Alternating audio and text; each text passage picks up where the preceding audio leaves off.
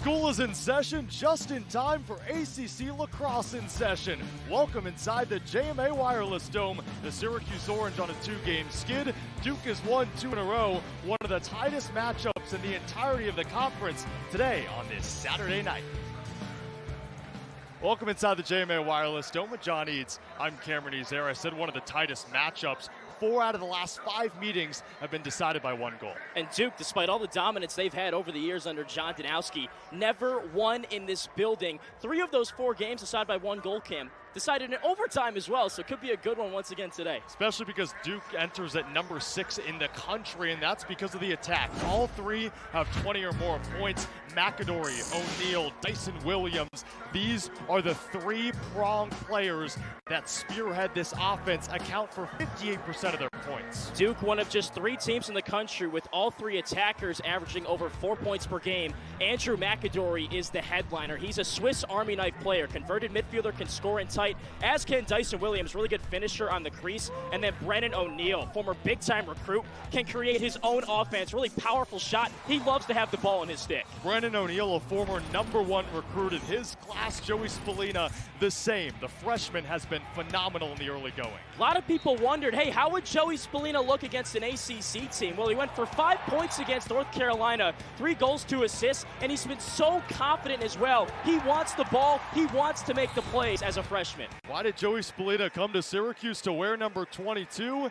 And it was indoctrinated by Gary Gait, the first to wear 22 in the late 82nd season as Syracuse's head coach. Wow, Gary has had quite the resume at Syracuse, the women's lacrosse head coach, and now on the men's side. Change up his outfit too a little bit. Used to wear that suit on the sidelines. Looks good. Now taking it a little more casual. He picked up his first ACC win against Duke last year in this building. That was a good feeling for him. They're trying to replicate that 1 year later. Coach John Danenza in his 17th season for Duke. Most wins in D1 history at 447. He has over 200 at the helm of the Duke Blue Devils. Johnny Rachuza and Jake Naso. You're talking about Naso in blue. Top faceoff percentage in the ACC.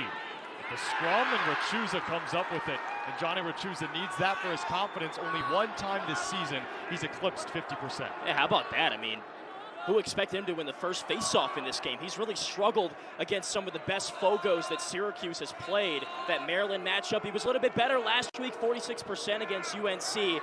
Syracuse needs a lot of those today if they want to win this game. Syracuse on a 2-game slide. Duke has won 2 straight, the most recent for a top 10 Penn team. This Jackson Birtwistle spins one-on-one with Jake Gray, the freshman. Ooh. Threw it into a danger zone. Syracuse tries to scoop it up, but Duke there for it. Syracuse 27 turnovers over the last 2 games. That's led to this slide for SU. Because it's put a lot of stress on Syracuse's defense. What Coach Gait wants today is prolonged offensive possessions. And simple fundamental stuff like that, like a passing turnover 20 seconds into a possession, cannot happen because it gives more chances to Duke on the offensive side, an offense that is so dangerous, Cam. They lead the ACC in goals per game. Numbers to watch, 34 on the far side. Garrett Leadmon has it, first line of the midfield. Leadmon, a grad student, 6'4", 225. Opens things up with a dodge. Here's Brennan O'Neal, the star player for the Blue Devils. Only a sophomore. Thrown inside and a shot misses wide. Big ground ball here. Scooped up by Duke, and that one rings off the pipe. Syracuse gets lucky behind the right leg of Will Mark. Duke keeps it with the freshman Charles Balsamo. Numbers here, if they want it. Cam, something I'm noticing, Sam Alexo, 48 in white, playing close defense today. He's guarding McAdorey right here. Nick Kakemo at LSM. That's a big transition. First time that's happened this season. Sam Alexo known for his transition play, and that's completely nullified. Balsamo again off the pipe. Duke getting a bit unlucky, a team that scores about 15 goals per game. The offense has been prolific. In the early going, Syracuse the beneficiary. Duke's had the energy so far, even in pregame warm-ups. Syracuse came out of the locker room, they're ready. Ripper by Danenza off the stick of Will Mark. Mark, the transfer from Long Island University. The most saves in the nation in 2020 and 2021 before coming to Q's. Balsamo the Ripper, it's high. And Charles Balsamo getting a lot of those early shots. Makes sense, the number 25 recruit in this past class. Danenza inside, again off the post. Wow. How unlucky is Duke right now? Is that 3 pipes? That's 3. Oh my goodness. Might equal their entire season total at this point. And Syracuse takes it away.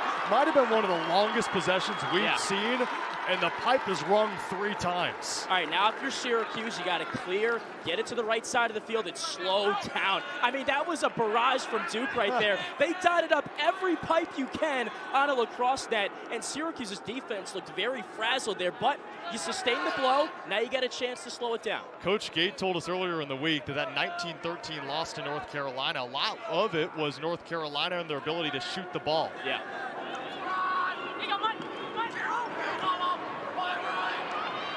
SU back-to-back losses to Maryland and North Carolina.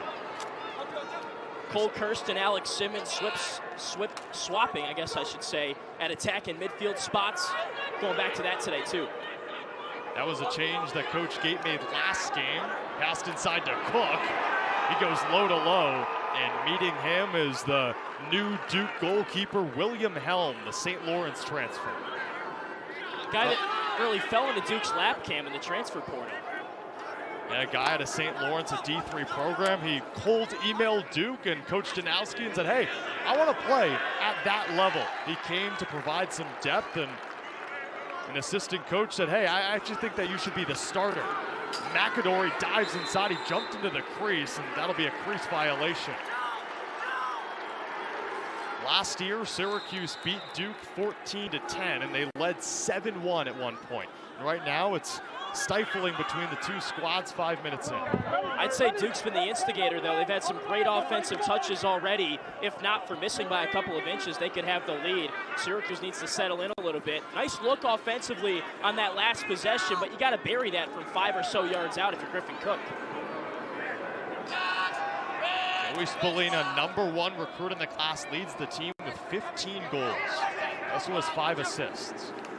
Pass inside. Knocked down as an SU player. Rhoa. It'll stay Syracuse ball. Loose ball push when the ball was on the carpet there. If you're Jackson Birtwistle there, who couldn't catch that pass on the crease, stick's got to be in your left hand. If it is, he's catching and shooting that rather than dropping it and not scoring at all. Birtwistle, the redshirt sophomore, 10 goals on the season. That one's ripped in. Cole Kirst, the captain. Syracuse up 1-0. Oh, I mentioned it a couple minutes ago. Pat March and Gary Gate moving Cole Kirst from midfield to attack, and this is why. It's his ability to one-on-one dodge, use his hip, bury his shoulder into the defender, get the angle, and just catapult it into the back of the net. That's gaining leverage, that's power against power, and Kirst is fired up about it. Goal number 7 on the season for Cole Kirst, the Lehigh transfer. Coach Gates said earlier in the week, we switched Cole to attack, we put Alex Simmons in the midfield. We want to change our formation on offense, give us another option, and looking to become tougher to scout. That'll work there. Syracuse on the board. Woo! Thrown down to Duke player. Jake Naso off that faceoff, and flags fly. What a check from Samalexo. Unfortunately, it's not legal. Dave Petramala trying to plead his case. That won't work. So Samalexo switches to close defense, but is still playing up on those wings and just did some damage to Jake Naso. I mean, that was textbook, but what he did was he carried Naso over and kind of held him. So that's a tough call if you're an official, because the check was legal, the nature of it, it was stick on stick, but then he wrapped it around Naso's arms, and as you saw, took him to the turf. But, you know, if you're Coach Petramala, you'll love that physicality from Alexo, and he brings a ton of it. And that sets up a big storyline in this matchup, the man up against man down. The 23rd penalty called on Syracuse this season. They're close to top of the nation in that category. And for Duke, they're 7 of 13 in the man up. One of 20 D1 teams above 50%. Low volume though, but high success rate, as you said. Inside, the bouncer. Did Mark make that save? Wow. He did. Duke retains. Another ripper, and that's off the leg of a Syracuse defender. Coming up limping is the short stick defensive midfielder, Max Rhoa. Hughes kills it off. Oh, you can't have this, though, if you're Syracuse. Rhoa hung up.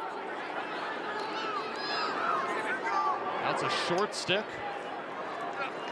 On the far side. Yeah. Owen Caputo throws it inside. Another one! Is this just dumb luck? O'Neal! And it's blocked away! At this point, Syracuse should hit the lottos. Last week, North Carolina was pinging corners. This week, Duke is pinging pipes. And you'd rather have that if you're Syracuse. We did have a delayed flag on that crazy sequence there. We'll get that call in a couple of seconds. But Will Mark also has made a couple of big saves early in this game as well, which Coach Petramala's got to be fired up about. He's known for that. Leads the ACC in saves per game. Personal foul on blue. 5-1. Illegal body check in the head. 1 full time. Dyson Williams called for the illegal body check to the head. So I think it was on the rebound of the shot here. So a little physical activity there. Then Williams essentially punches the Syracuse player, that's Billy DeJuan, in the face. So that's a 1 minute non-releasable penalty, and that is not what you want if you're Coach Janowski and Duke, because this Syracuse man up is just so fun to watch. Get your popcorn popped, ladies and gentlemen. Last year, Syracuse 14 man up goals. 5 games into the season, 16. The best man up group in the nation, and it shows! Ripped in by Jackson Birtwistle. Syracuse doubles its lead. Who else would you go to than the guy who leads the nation in man-up goals, and that's Jackson Birtwistle. Known as a finisher, it starts with the ball movement for Syracuse. The skip pass to the top right, easy catch and shoot right in the wheelhouse of Birtwistle. He buries it low to low and beats William Helm in that bottom right corner. So easy, they make it look so effortless. Jackson Birtwistle up to 11 goals. Last year finished the last 4 games of the season with 13 goals. It's a player that doesn't pass that often, still doesn't have an assist on his 2-year career, but he's up to 11 goals on the season in Syracuse, up on the number 6 ranked team in the country. Are your eyes deceiving you, though? Because it's 2-0 Syracuse, and Duke has hit like 4 or 5 pipes. Right. Crazy. Jake Naso wins the face-off over Achuza. Naso likes to stay on the offensive end, but then throws it right to the turf. O'Neal fighting with Clary, and it's still loose. Referee points towards Syracuse's way, much to the excitement of this crowd. Can you sense the energy of this game Yeah. right now? Every ground ball, it's like this is the national championship. This is Duke and Syracuse, and it's a delight to watch. Syracuse 5-0 in the Dome against Duke in the last 10 meetings. SU is 8-2 against the Blue Devils. A Blue Devils team that's won 3 national titles over the last 13 years. Syracuse countering. Still a man up, too. Man up for the next 10 seconds. Ooh. Good trail check by Kraus, and he steals it away in transition for Duke. Williams out of the box, number 51, over to O'Neal. The sniper, again off the post. This is incredible. Numbers. Birtwistle to the far wing. Ooh, great save. Helm right there. That's not good for Syracuse. That's a stick side, high-to-high shot. That's an empty possession on a 4-on-3 fast break. That had to be a goal for Syracuse there. But that's been the MO of number 19 in white and orange, Alex Simmons. Coach Gates said we've been working on his shot. He's telegraphing his shots too much, shooting too high rather than aiming for the pipes. Yeah, he's opening up his shoulders and basically giving away where he's going to shoot the ball before he does. That's pretty much what he did there. And they've been trying to work on a kneecap level to the far side post, kind of in that area, that kind of a shot. Because his shooting percentage is dipped from Denver. Leadmon winds up. Yeah, Denver was a Tewaaraton Award watch lister last year. Danenza. Duke has hit 5 posts.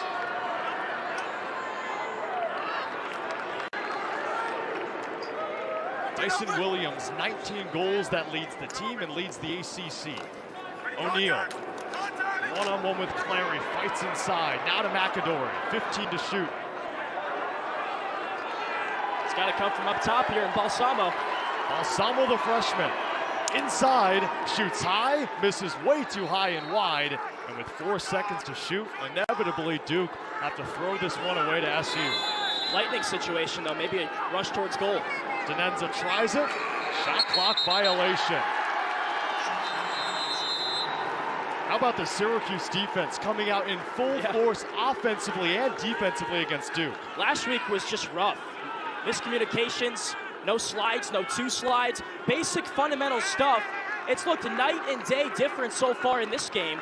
The game plan was to double and go early on Brennan O'Neal to show pressure, not necessarily commit to slides all the time though. But what's been different is the energy, the intensity of this defense so far.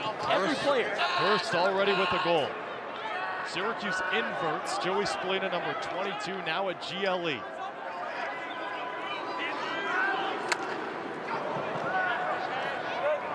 Luke Rhoa, the freshman, top 30 recruit, over to Joey Spallina. Top player in this last recruiting class. Tries the spin dodge. And a scrum behind Cage.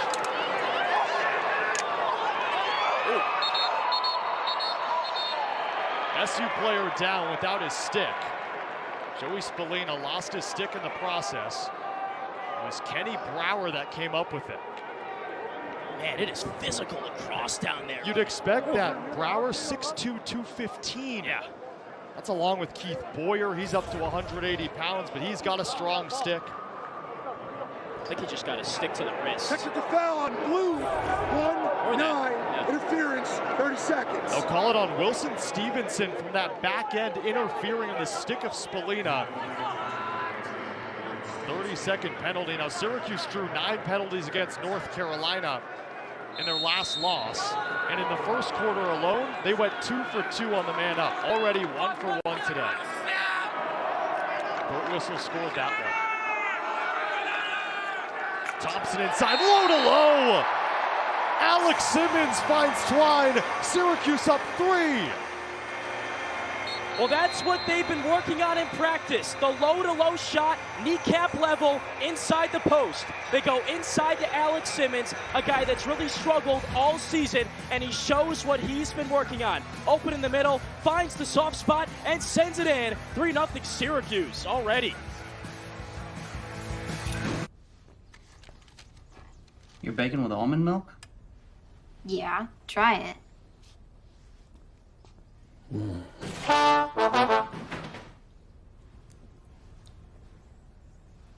Ooh,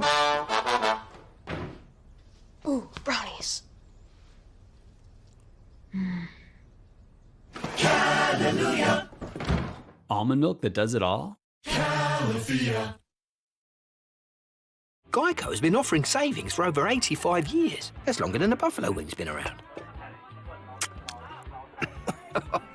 Lips are burning. Ooh. Geico. Over 85 years of savings and service.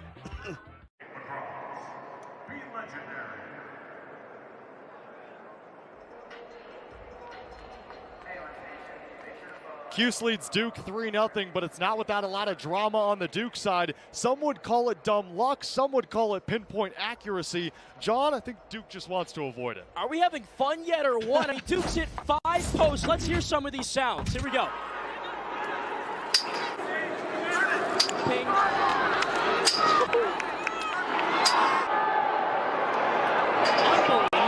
So at that point, do you go to Vegas or do you avoid Vegas? You have to if you're Syracuse. Hey, you know what they say? The post is part of the goalie's pad. So far, Will Mark pitching a shutout.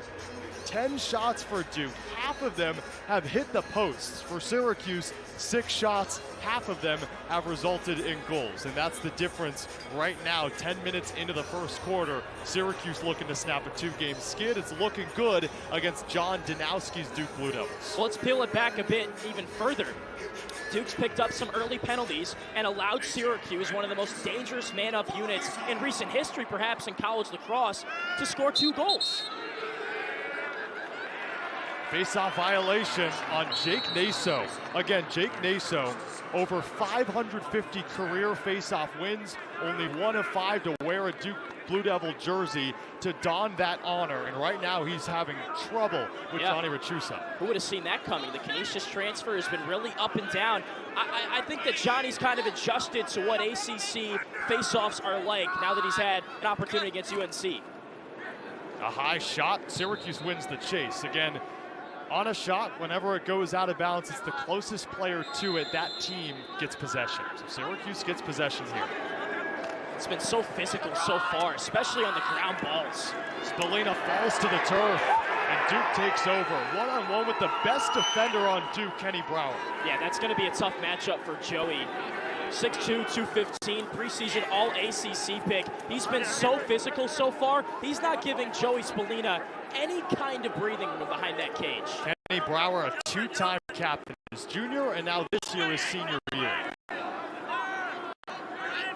Brower's dad, Ken, played football at St. John's. You want hard-nosed? Yeah. You play football at St. John's.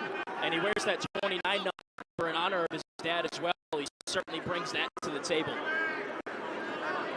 Duke without a goal, not without drama. They've hit 5 posts.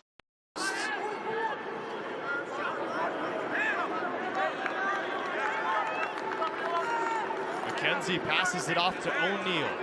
Now to Caputo, one of 2 Caputos. Her dad's an assistant coach on the sideline too. Andrew McAdorey, over 20 points on the season. He's so fast. Great slides, another one, but that one easy. Thomas Schelling, the Lehigh transfer, cashes in for Duke.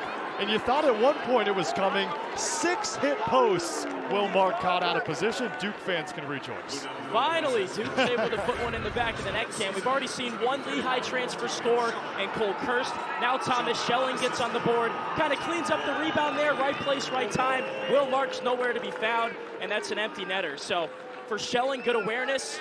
And, well, there's nobody in there, so it'd be hard to miss that shot, but gets Duke on the board. That's big for the confidence of this unit. Coach Danowski said when he was recruiting Thomas Schelling out of the portal, top 10 in points all time at Lehigh, actually number 6. When he came over to Duke, it was a seamless transition in the offseason. Great student, too. Was in the engineering program, came over to study at Duke now, and he said he's been a very coachable player as well. Rachusa. Quick pass. Kirst wants another, and it finds its way in. Cole Kirst cashes in just after his former teammate did so for the Blue Devils. 4-1 Cuse. Kirst gets credit for the goal, but Johnny Rachusa sets it up. He wins it clean past Jake Naso, draws the slide, Kirst wide open. You're not going to cover me? All right, fine, I'll shoot it myself. And he bangs in his 2nd goal of the game. You think he's excited? Oh, yeah. This is what he came to Syracuse to do, to play in these kind of games, Cam. Cole Kirst back in 2021, a couple years ago, 2nd team all-conference for the Lehigh Mountain Hawks. Had 2 goals in the last game against North Carolina. He can smile, has another brace today. We're still in the first quarter. How about the Lehigh show? We got Kirst scoring, Schelling scoring, and then Kirst again. They played with each other between 2019 and 2022, and now both watching balls fine twine here in the Dome. Under 3 minutes to go first quarter. It's been a goal barrage for Syracuse. Far from it for Duke, but they've hit 6 posts. How about the play of Johnny Rachusa as well? I mean, this coaching staff wants him at 50%. I don't think if we told Coach Gate this would happen early, he would believe us. I mean, he's been great against Naso. Leading the ACC in faceoffs and faceoff percentages, Naso as well. Brennan O'Neill. What a job by Landon Clary, the close defenseman. They bring a double, leaves Williams open. Missiles that one above the post. Coach Dave Petramala, one of the best to ever play for Johns Hopkins, one of Syracuse's bitter rivals, and joined Coach Gates' staff last year. A ripper of a shot bounces right into the stick of Will Mark. So now Mark can thank his stick and not the post. That's right. Well, if you're Syracuse, you're okay with giving up that shot all game long. That's 15 yards out. A guy at the pedigree of Mark will make that save more often than not. Will Mark, out of Long Island University, grew up a Syracuse fan. Said that Syracuse, well, it's like the Buffalo Bills of lacrosse. Huge New Yorker, came to Syracuse with the intentions of starting, and he is. Yeah. Good move, split dodge up top. Fired in! Wow! Luke Rhoa, how do you do? Well, making a 4-game point streak for Luke Rhoa, and well, this was quite easy. One-on-one dodge, wins down the alley, has the angle, and pings that top right corner. That was nifty. All right, Luke Rhoa. I think I felt it from up here. Folks, that's a freshman playing on the second line of the midfield. 4-star, top 25 in this last class, an Under Armour All-American. Coach Gates said, this guy, when you let him free, he can really dominate. And Coach Danowski has questions while Coach Gates, he looks mad. He still looks mad, but his team's up 5-1. Yeah. Well, you talk about Rhoa and playing 3. That's why he chose Syracuse, because the system is not robotic, and he could play like that, loose and just make plays. Naso all the way, and the ball's loose. Will Mark controls. Syracuse, the long pass, football style to Kirst. Sitting on 2 goals. Nice move, right into the body of Helm. Kirst wanted the hat trick, would have been his first in orange. Well, you'll let him take that because he was nearly twice the size of his defender in that situation. He got a nice shot off, but it was a chance there for Syracuse to maybe slow it down. That was like a 3-on-4 situation. Instead, Duke with an opportunity to cut into this deficit, perhaps the last possession in the first quarter. Kirst, 55 career goals at Lehigh, tried to tack on another. Under 40 seconds remaining first quarter with the shot clock essentially off. Syracuse leads Duke 5-1. Defense has been really good for Syracuse. Slides have been great, communication's been good, and they've gotten a little lucky too with those posts. 6 hit posts. You missed us. McAdorey, he's been silenced. Has 13 goals on the season. Does number 2. Leadmon fakes the righty shot. 6 seconds until the first quarter comes to a close. Make it 5. Leadmon all the way to the crease. Dove in, got the shot off before his body fell into the crease, then the flag came in. So it depends on if this is simultaneous. If the flag came in before the ball went into the back of the net. And did he score the goal? Because he entered the crease. But if he scored, it doesn't matter. That's the new rule change. We saw Spallina do that last week. They're still conferring. Now, Will Mark did take it out of the goal. The referees say no goal. And the official is making a pushing movement with his arms there. Let's see this again. No goal. Technical foul on White. 2-8. Push. 30 seconds. No goal. Interesting. Nick Akamo called for the push. No goal, even though that ball did go in the back of the net. And that was all in the continuous motion of Leadmon diving and scoring. So that's interesting. If you're Syracuse, you'll take it because the goal's wiped off the board. If you're Duke, you hate it. Now they can hold, though, and go into the second quarter with possession. That's exactly what Duke will do. Syracuse leads 5-1, and they got help from a little friend behind Will Mark. How about 6 hit posts?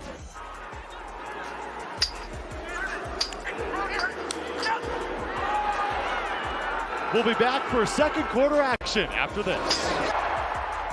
That rocking chair would look great in our new house. Oh, a new house, eh? Well, you should definitely see how Geico could help you save on homeowners insurance. Nice tip.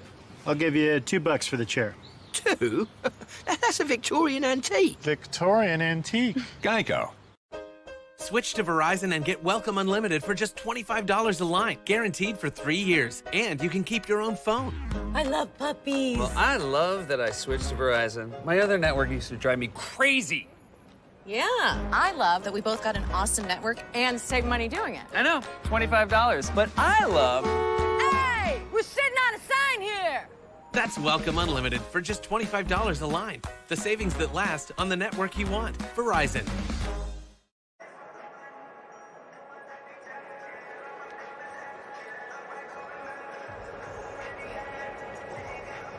Syracuse leading Duke 5-1 inside the Dome with John Eads. I'm Cameron Ezeir, and this is no surprise in terms of the full identity of this rivalry. SU's last meeting with Duke last year, a 14-10 victory for the unranked Orange, sitting at 3-4. They downed the Duke Blue Devils, and that is the only ACC win under Gary Gait. It's the best game Syracuse played the entire season last year. The defense was excellent. The offense, very good as well. What stuck out to me most was Brennan O'Neill and how Syracuse covered him. He did score 3 goals, which is what he does on a game-to-game basis, but he did so on 10 shots. He was inefficient, and it's because Syracuse's defense played very well against him, doubling, forcing other players to step up for the Blue Devils, and Syracuse ended up winning that game. It's kind of funny, though, because last year Syracuse had a 7-1 lead earlier in that matchup. We're seeing the same kind of script 1 year later in this one. Also, the irony behind it, 13 of the 14 goals that Syracuse scored, those guys are out the door. Owen Siebold, Tucker Dordovic, you talk about Matteo Corsi, all those guys out the door. The only remaining player that scored a goal for Syracuse against Duke last year is number 48, Sam Alexo, and he's a long pull. So Syracuse starts a man down after that penalty on Nick Kakemo. Syracuse has won 8 out of the last 10 over Duke. Right now holding part of that standard. Dyson Williams, he's been quiet on the near side, number 51, leads the team with 19 goals. Well, Williams is a guy that flourishes when his teammates force slides and he just kind of gets open. He's not a guy that creates a lot of his own offense. Danenza misses wide. So when his teammates beat a defender and force that slide, that's where you'll see Williams fade and go to where the slide is coming from to find himself open for catch and shot opportunities. Williams, the lefty. McAdorey now down near the crease. Aidan Cole fell to the ground. Williams set up by his teammate but missed to the right. Dyson Williams last year, 11 hat tricks, but his shot misses and Syracuse back to full strength. Good work in there. I mean, Williams with a nice catch and shoot, but somebody got their stick in the shooting lane in that scenario to force that shot to go wayward. So well done by the man down defense for Syracuse. Duke 16 shots, only 1 goal. O'Neill loses track of it. 38 career games for 34 in white and blue, 22 hat tricks. The lefty winds up way over the post. Shot clock violation. Syracuse takes it. And how about the job SU is doing on Brennan O'Neill? Yeah, I mean, we asked Coach Danowski what happened last year, especially in that first half with the offense, because Syracuse's defense looked like a completely different unit in that game. And he said he knew exactly what the problem was. They fixed it as the game went along. They expect the doubles. They expect the pressure. So he knows, Coach Danowski does, what he was getting himself into with this game. He figured that Syracuse would be very pressure-based. They have been so far. So, yeah, I mean, they've hit a lot of posts, but haven't seen a lot of adjustments in the times that Syracuse's pressure has caused turnovers and whatnot. Syracuse almost commits a turnover. First time we're mentioning Owen Hiltz, and he throws it right to Brennan O'Neill. A stick check, but he came over. So it's Duke's ball. Can't have that. Jake Caputo winds up. Will Mark stonewalls him. That's save number 7 for Mark. Yeah, that's not a great shot from Caputo. You just got that turnover. Yeah, I mean, you had a chance to maybe get one in transition there, 2-on-2, but it was a high-to-high shot. Didn't change the platform. Coach Danowski says that is basically a turnover, and that's what that was. What did you accomplish with that? That was arrogant shooting, and that's something that he said they really struggled with in that loss to Jacksonville when they collapsed in the second half. That was a 9-4 lead over Jacksonville. Next thing you know, in the third quarter, it's 9-9. Right. Jacksonville outscored Duke 7-2 in that third quarter, and right now, you're right, the Blue Devils those arrogant shots, not pinpointing their spots, just trying to get the shot off. Kirst with 2 goals. That was unexpected. It's been great. Kirst lowers his shoulder off the bottom of the stick of hell. Pass back inside, Thomson blocked away. Duke comes up with it. It's Tyler Carpenter, the captain. Look at Hiltz getting back on defense. And Carpenter stays on the offensive end as a long pull. McAdorey, that's trail checked.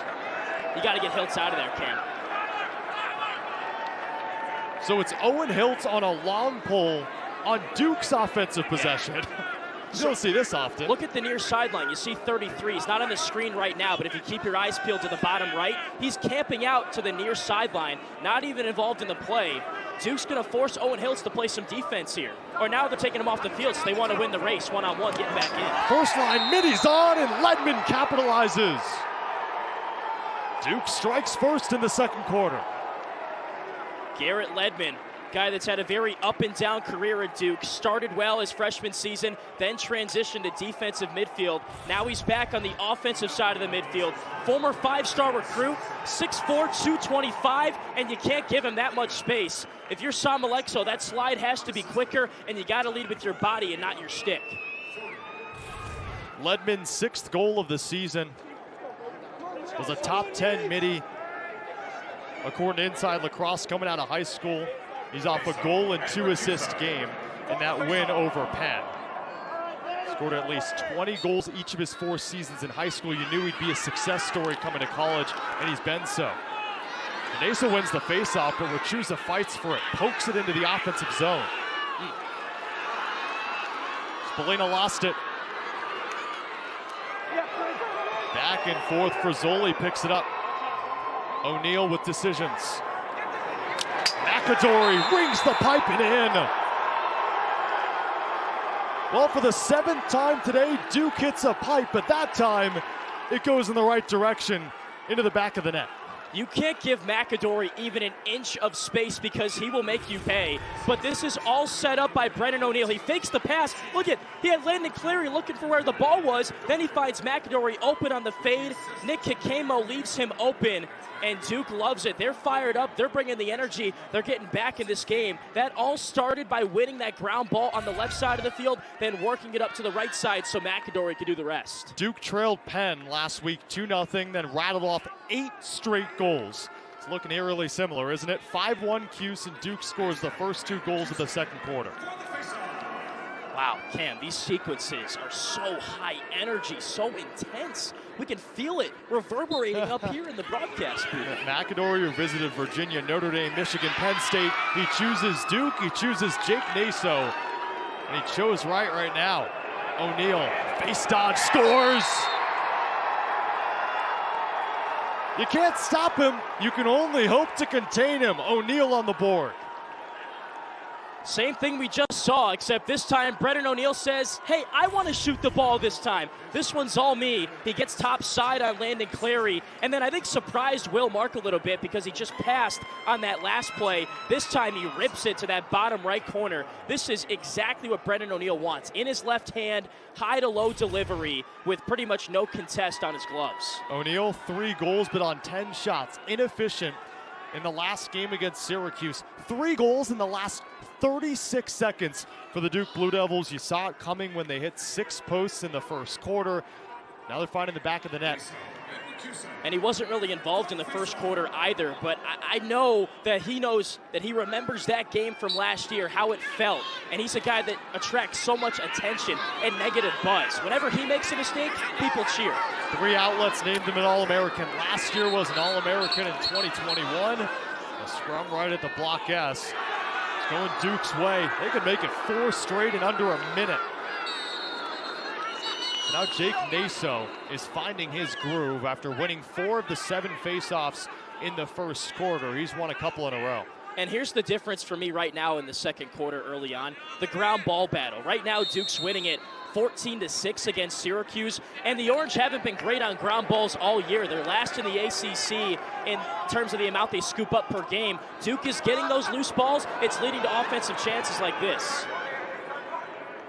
Coach Gates said the meltdown over the last 2 games, just sliding all over the place, not doing it with any intentions. Right. That's what they don't want to do. Balsamo double teamed. They want to do that. They want to fake the slide, show, and then go back and recover. What Coach Gate calls a hedge. See it a lot of the times in basketball, setting a screen, same with lacrosse. Yep.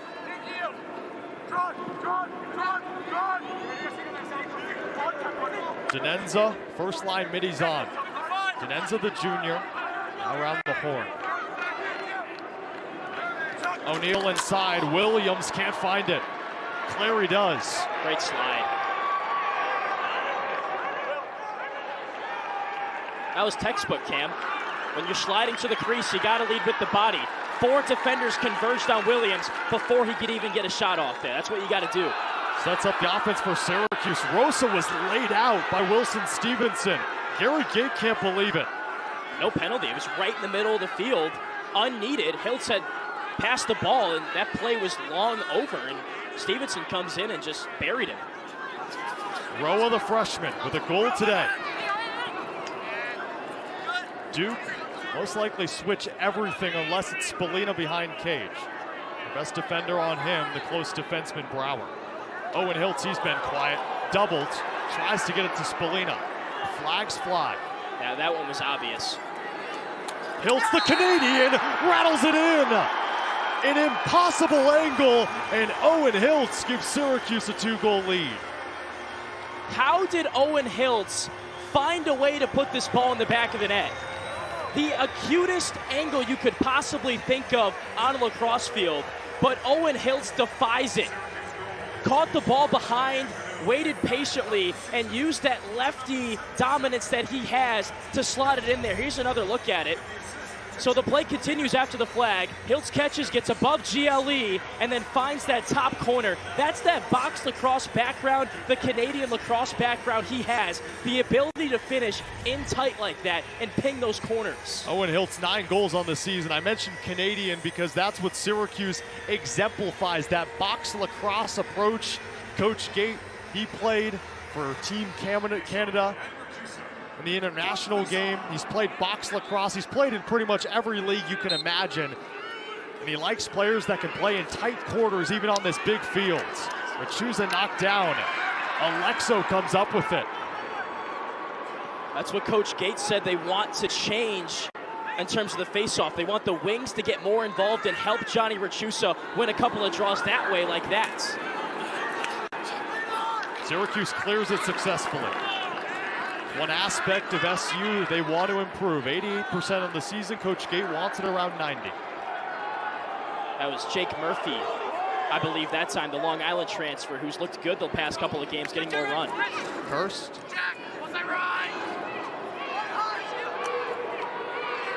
Cross crease. Alex Simmons with a goal, the Denver transfer. He likes this matchup, which is Shorty. 22 new players on SU, this is one of them. On a shorty, and Simmons pulls back, finds a teammate, 5-hole! Jackson Birtwistle is second.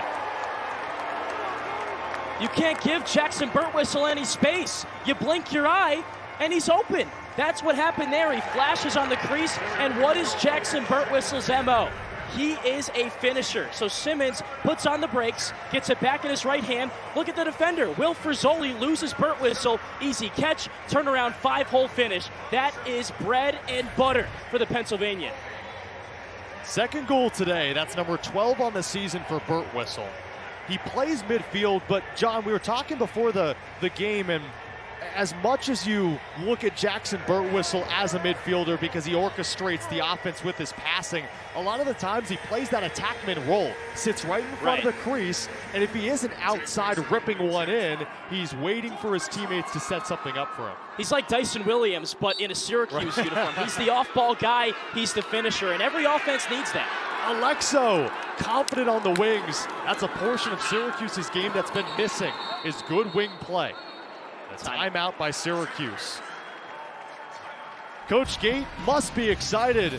Syracuse, after giving up 3 in a row, they respond with 2 of their own. 7-4 Cuse over the Blue Devils. The Eagle has landed. That's one small step for man. Hey, what's What's up? Houston, we have a situation. How did you get here? Your character's in our video game. Video game? Yeah, it's what we do with Xfinity 10G. It's like, you know, the best network imaginable. What the heck is that? Those are the bad guys. Are they friendly? The 10G network, only from Xfinity. One giant leap for mankind. Targets are on site. It's all here, as we discussed. If you're an undercover agent, you need to be undercover. In position. And if you want to save by bundling home and car insurance, you need Geico. In pursuit.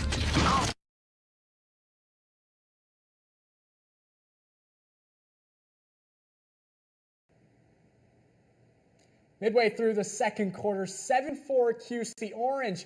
They're looking like the top 10 team right now against the Blue Devils, Will. It's been a fun one for the Orange fans here in the JMA Dome. Syracuse, a powerful first quarter, but Duke right there starting to march back in this second quarter. It promises to be a really exciting finish up until the halftime break. We'll be back with you for the ACC Network Extra halftime report. Enjoy the rest of the second quarter. Nick, Will, it's been a Duke comeback by the numbers. So it starts with Garrett Leadmon, he's number 1. Then it goes to Andrew McAdorey, who's number 2. Catch and shoot finish here for Duke. And then Brennan O'Neal takes care of the 3 and the 4. Top side, one-on-one, lefty finish. How about that? You ring 6 pipes in the first quarter, and then by the numbers on your little comeback, Syracuse responds with 2 goals of their own. It's up 7-4 are the Cuse. With John Eads, I'm Cameron Ezeir. Quite the game so far. Last season it combined 24 goals. Right now, a quarter and a half in, we got a combined 11. Could be more if not for those posts. But yeah, been very back and forth. Expected an offensive battle because both offenses averaging over 13 goals per game. For Duke, about 16. They've really come to life a little bit in the second quarter. Not to say they weren't alive already in the first with those pipes, but they've really been more efficient and taken advantage of some Syracuse lapses. Syracuse starts with possession. They're calling a timeout. At 70 seconds on the shot clock. Big time shot, big time finish. Alex Simmons says, give it to me. Huddles up with his teammates, and the Cuse have scored 3 straight. It's a shooting barrage for Syracuse. Pick a player. They're firing, they're scoring. This time it's Alex Simmons. We've already seen him score once today. He did so low, but he can also score high. Again, it's Cole Kirst. He wins top side, draws the double. What does that mean? We got to move the ball, baby. Somebody's open. Gets to Alex Simmons, and he beats William Helm high to high. Kind of using his eyes, using his body to deceive Helm. He thought the shot was going low. Instead, it's over his left shoulder, and he's like, yeah, I love that. Give me the ball. Give him the ball. Give him all the cheers that you can get. Alex Simmons had been struggling with his shot. Doesn't look like he's telegraphing it now, right, John? No. So he's changed some things up with the dynamics of his shot. You see, that time he kind of stepped into it a little bit less and didn't sell it with his shoulders. And for Simmons, 1 assist, 2 goals. Quite the first half for him. Duke takes it on the faceoff. Johnny Rachuza's done his damage. He's only won 5 out of the 12 faceoffs, but it feels like much more. Yeah, no, because the impact off of those faceoff wins, we saw a goal right off the draw already with Rachuza on the assist. Andrew McAdorey, 13 goals, preseason All-American. Duke player knocked down. That's Jake Naso staying on the offensive end. Coach Danowski said he likes to keep him there. Got a penalty. Yeah, delayed penalty. McAdorey dives in. It's stopped by Mark. Either way, the first penalty flag will be awarded. There might be a second on that push. So the first one, Caden Cole just took a whack at, I believe it was Jake Naso right in the middle of the crease, off ball, had no involvement in the play whatsoever, so that's going to be a penalty. And there may have been a second one on the tail end of that play when McAdorey was diving towards Cage.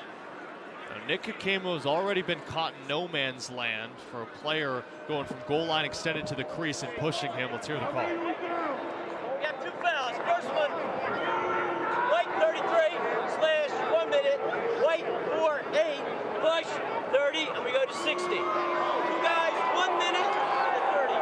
Wow, so Syracuse 2 men down. Duke is 0 for 2 on the extra man, but now they're up 2 men. So look in the middle of the field, 33, just takes a big whack at a Duke player. That's Naso. And that's Naso, just unneeded, unnecessary. And then Alexo gets beat down, goal line extended, pushes McAdorey in the back. You know, he kind of dove into the crease to shoot that ball anyway, so, you know, you can kind of go either way with that, but you see the pushing motion from Alexo on the back, so you've got to call that if you're an official. Now a 6-on-4 for the Blue Devils. Big chance to get back in this game. 0 for 2 today, 7 for 15 on the season. So now they've dove under 50%. All the options in the world. Balsamo again hits the post. O'Neal, a great save by Mark. It rolls out. Duke wins the chase. They keep it. Wow.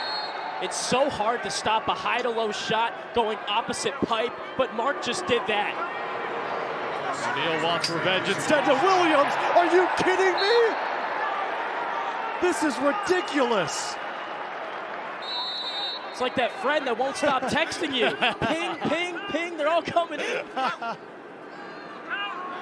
One player down is Syracuse. One still sitting in the box. McAdorey.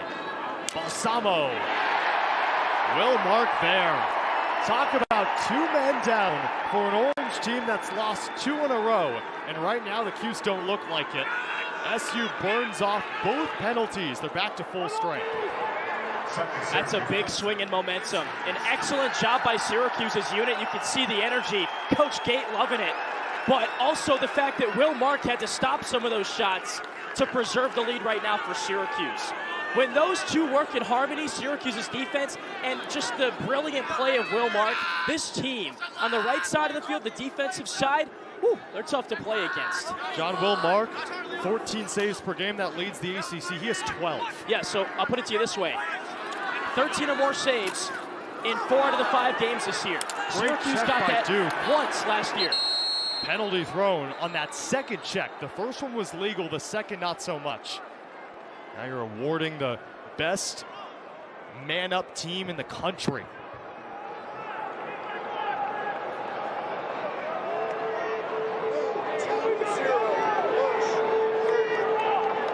Goes on Jack Gray. The short stick defensive midi. It's too aggressive. Yeah, 3rd penalty of the season. That's just a simple push with possession. You can't do that in lacrosse. Rhoa takes the contact, and now Syracuse back on the man up, and they love that. 2 of 3 today.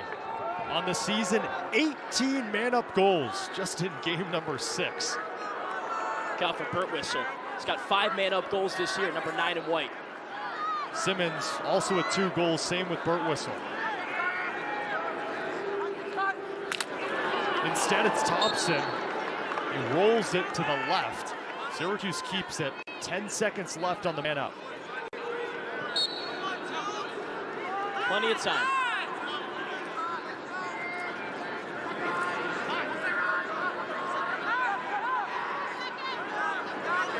Full strength for Duke. Smart there. You know, Alex Simmons was looking at it. He wanted to take the shot 2 different times, but settles it down and extends the possession for Syracuse. That Duke defense probably a little tired. Only 15 to shoot. Right in the slot is Michael Leo. He throws it away. Great defense by Duke. They burn the penalty against the best man-up unit in the country and then force a turnover.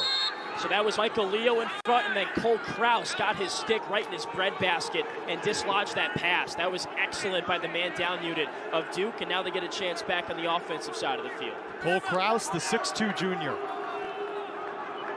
Kraus played in 15 games with 1 start last season, ranked 7th on the team in ground balls, caused turnovers. He's more of that ancillary piece, but it works out well for the Blue Devils. Leads the team in ground balls by a non-faceoff man as well, so he gets down and dirty in those situations.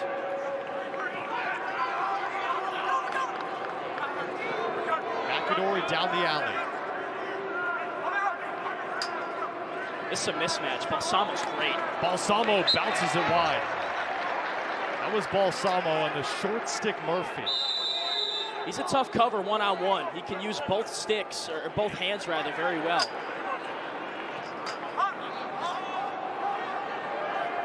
Charles Balsamo, top 25 recruit in this most recent class.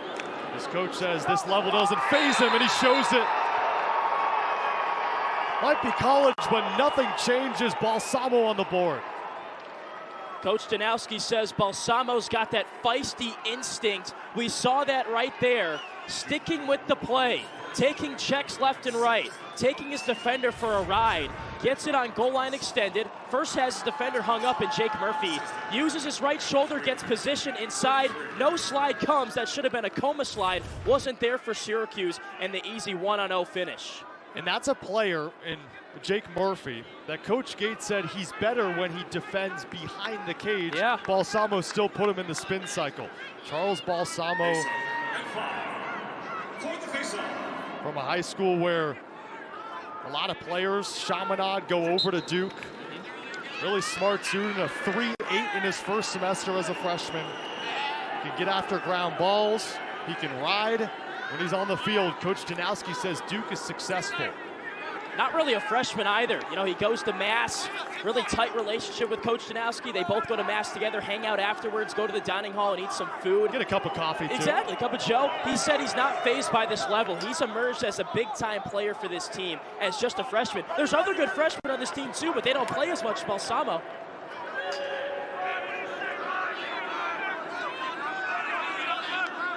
Three minutes to play until halftime.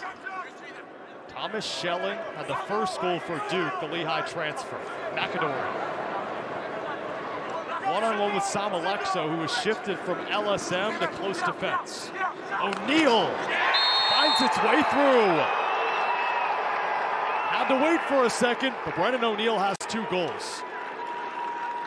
He's starting to come alive. You give him time and space, he's going to score. He wants that ball. Nice dodge from behind. Look how much room he has, Cam. There's nobody within 5 yards of him until he even catches the ball. If you're Dylan Seguider there, he's only a freshman. He's going to learn from that mistake. You can't leave the most dangerous goal scorer in the ACC that open. Brennan O'Neal, 39 games, 159 points. Was the fastest Blue Devil to 100 goals just in 35 games. You talk about prolific, that's what number 34 is. What I love about O'Neal is that he wants to play in the big moments. You think back to that Denver game, Duke was down.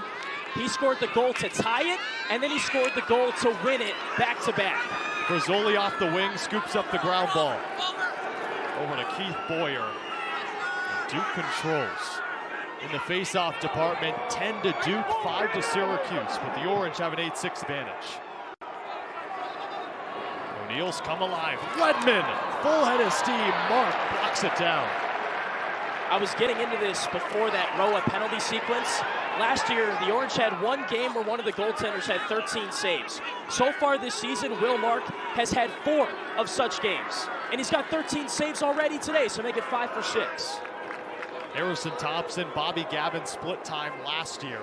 And that was after Drake Porter closed off one of the best careers in Syracuse history.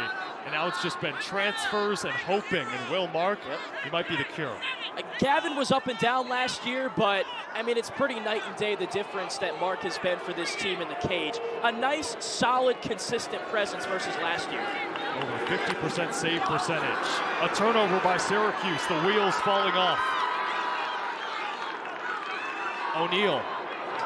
Scored the last goal, has 2 today. To a streaker. That's the long stick Carpenter, and he missed off the body of Mark. He's got an assist on the season, wanted his first goal, little trailer.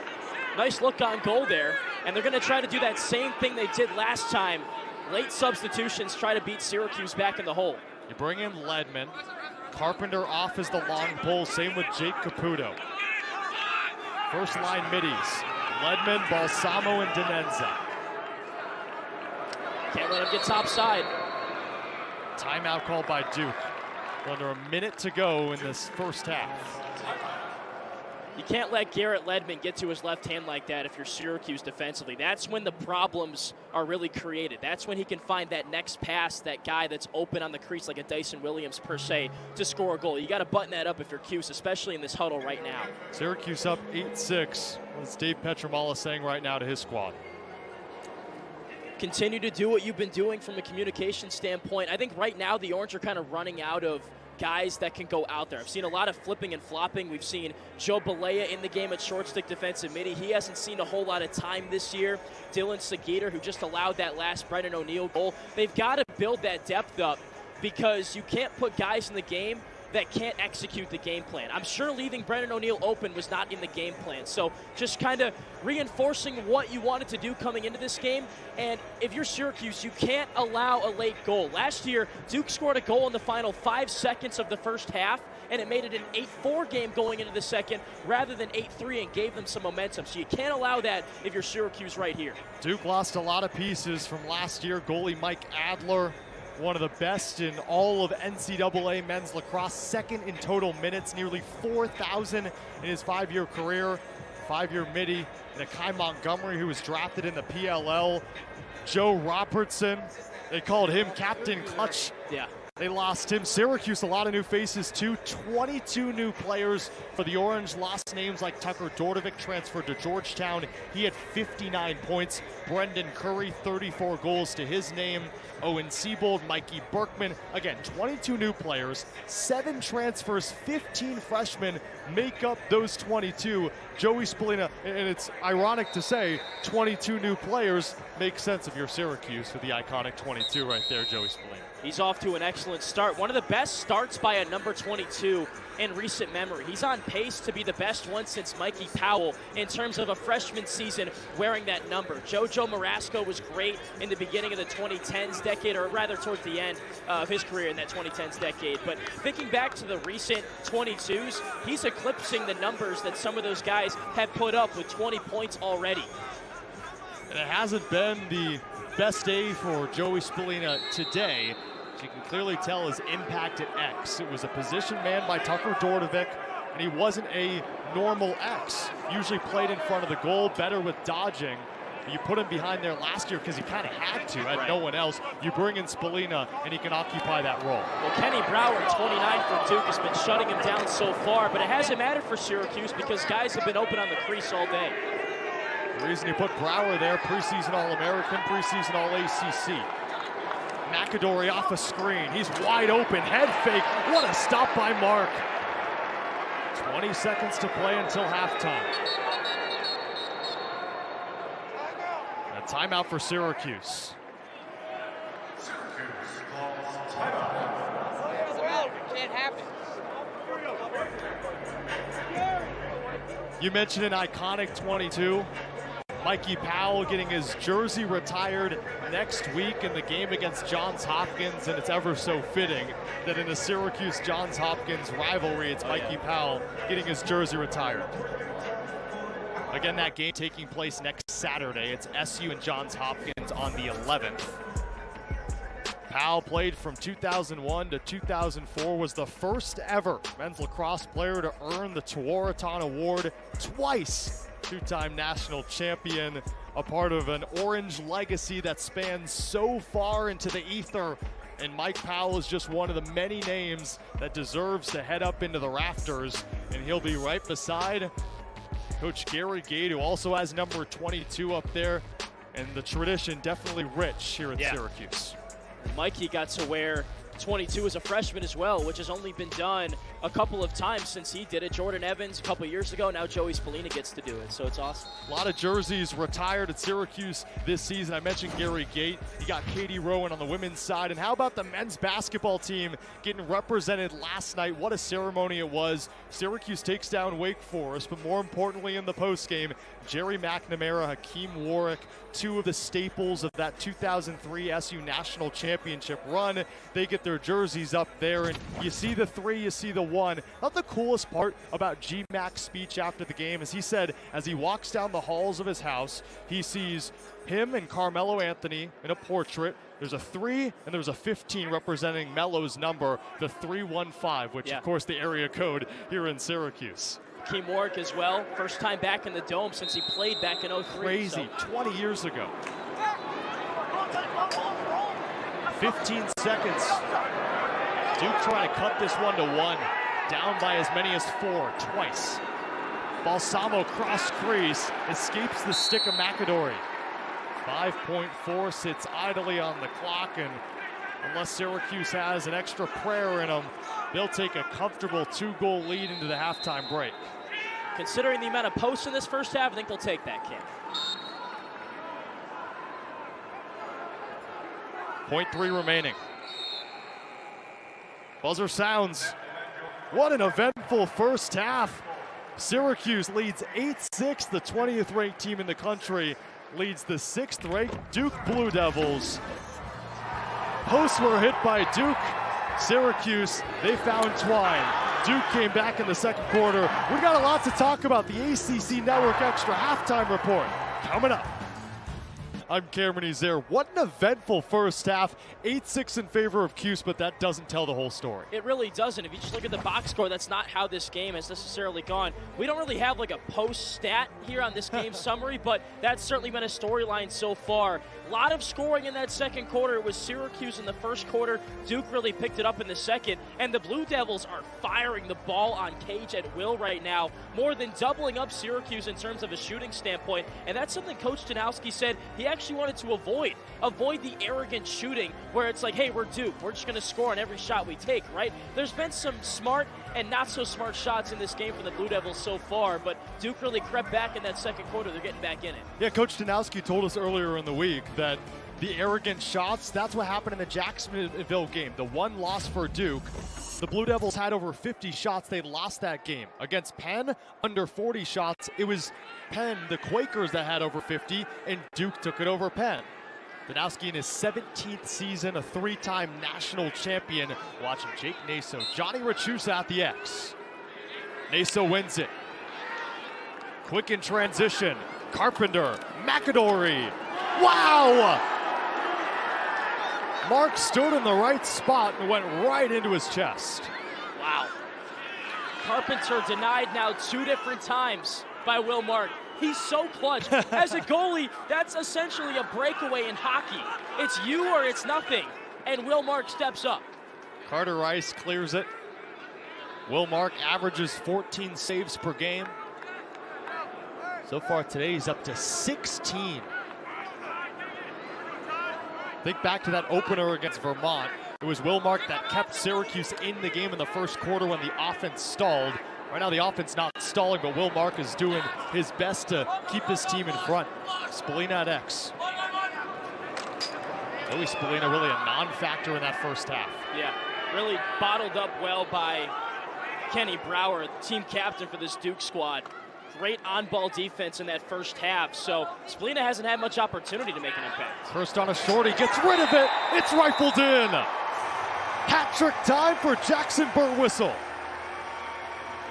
So while Spallina's been quiet, Jackson Birtwistle and the other cast of characters on this Syracuse offense have stepped up.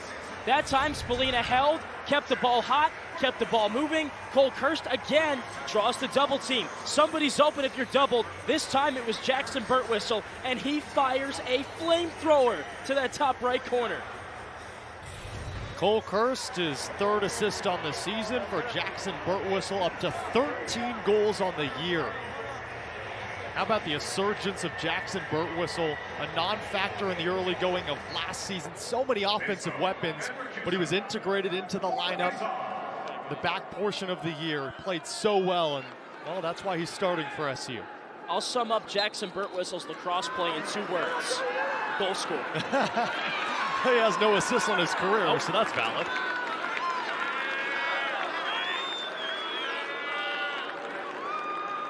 Birtwistle an injury in the fall, but he returned just in time for preseason play.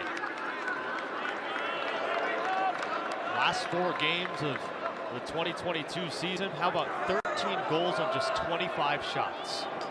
And Cam, he's more of an off-ball finisher kind of guy. He wasn't afforded the luxury to do that kind of a role in this offense last year. He had to be the guy. Swim dodge Rhoa.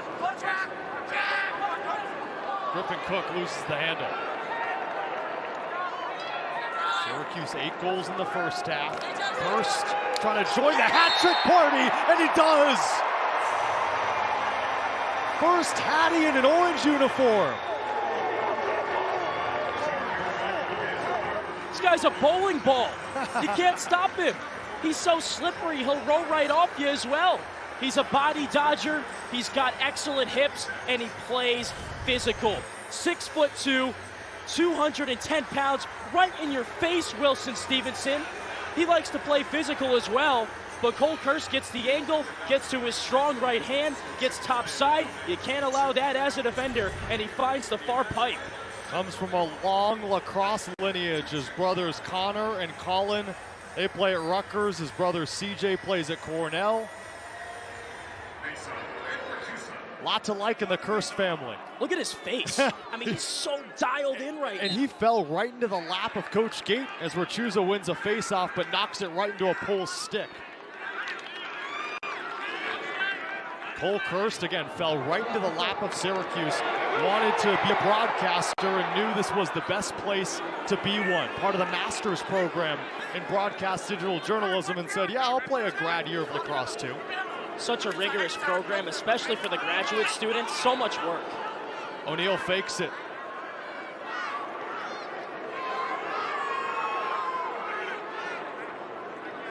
So now if you're Duke, slow it down, get your substitutions, get your first line middies in the game.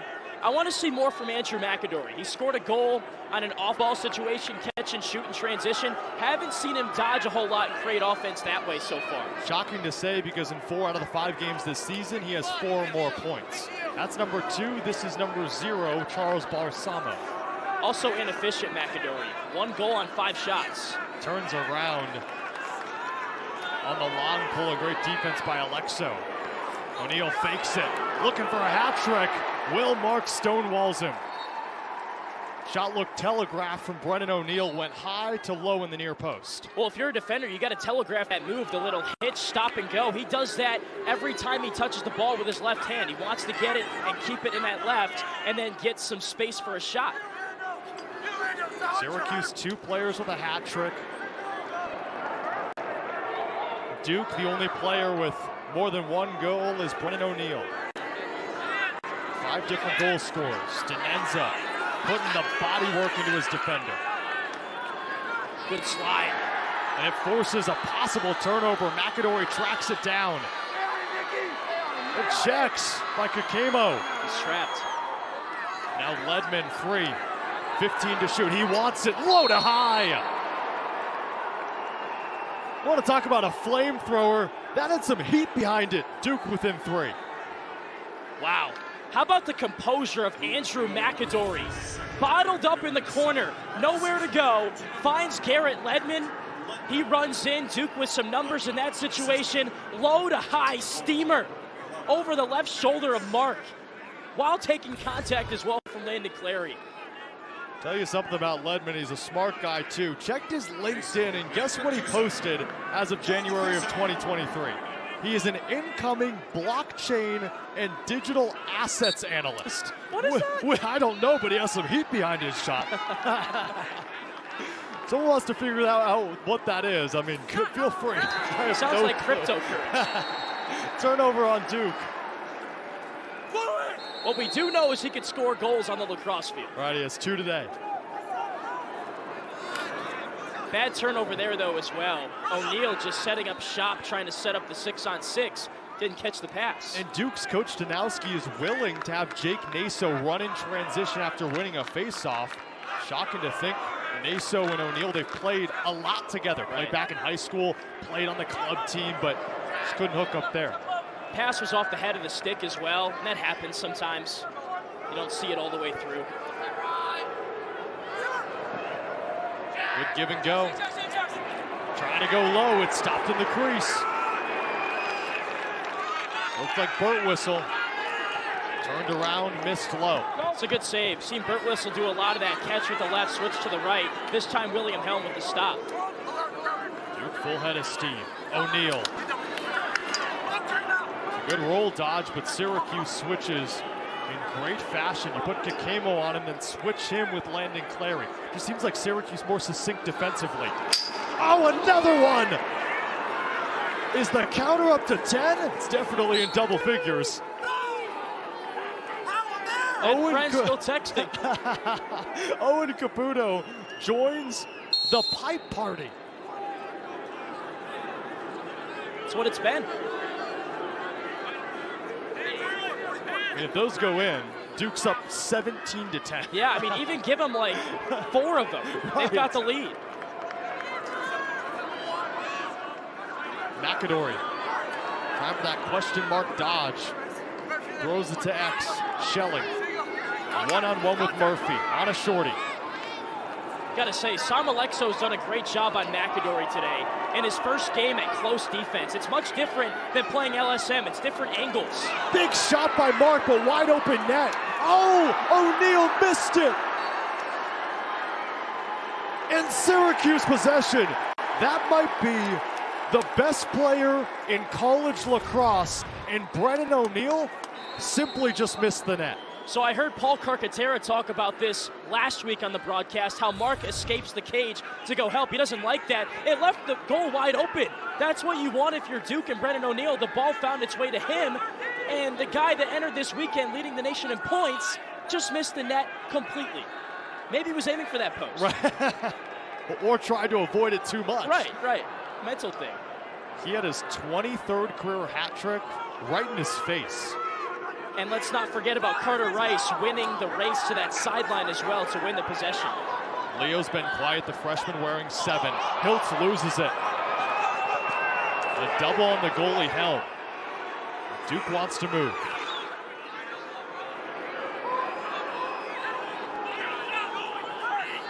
Gray. It's O'Neal. That one goes in. So you're telling me Brennan O'Neal missed a wide open net. Maybe he prefers the goalie right in front. Hat trick number 23 on his illustrious career. Maybe that's easier for him. It's in rhythm, catch, dodge, score. I think Brennan O'Neal's getting frustrated, and you saw him take out that frustration on that play right there. Brennan O'Neal scores his first hat trick for Duke, and the Blue Devils within 2. O'Neal, number 23 in just 39 games, but the Cuse still up 2. She's enjoying herself. She said that it's much better in person, much better to watch the game, and I'm trying to teach it to her. I really am. Face-off won by Johnny Rachusa. He'll take it himself. So in that situation, I would tell my mom it's a face-off win, and now it's Syracuse possession. There you go. It's a very complicated sport. Right. Little bits here and there. Big win for Rachusa, though. Just his 6th in 19 tries. You told me, or Coach Gate, or anyone in this crowd, that Johnny Rachusa would be 6 of 19, but Syracuse would be leading, they would take that as a blessing. Yeah, absolutely. Wow, what a grab. Cole Kirst, the acrobat? Dino Babers, wide receiver. Well, they are playing in the JMA Dome. Kirst with 3 goals, one-on-one with Stevenson. Spallina dropped it. And a good trail check. Keith Boyer, he swallowed up. And now in the stick of number 33, the captain, Tyler Carpenter.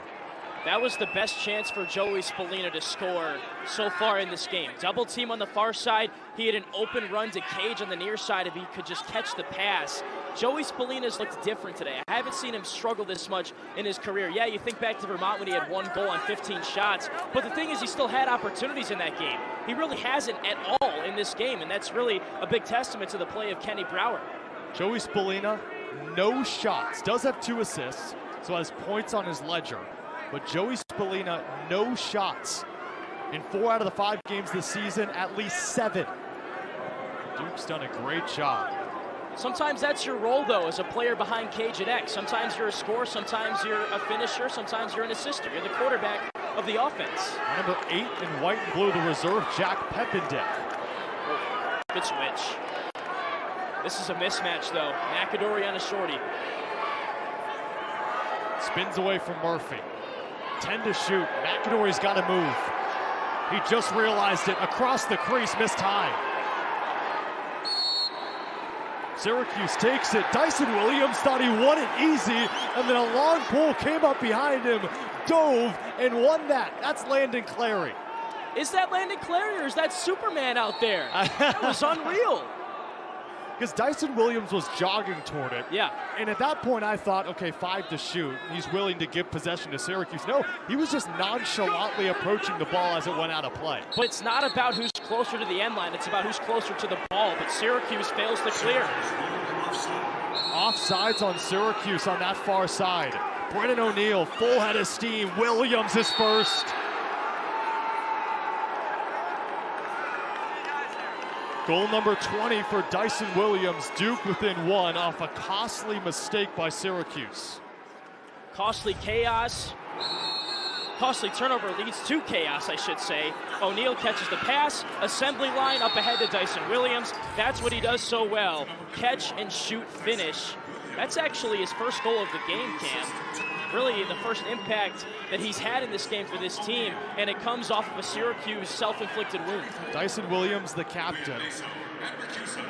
Coach Janowski has to be excited about that. Dyson Williams, his dad, Sean Williams, played in the National Lacrosse League for 17 years.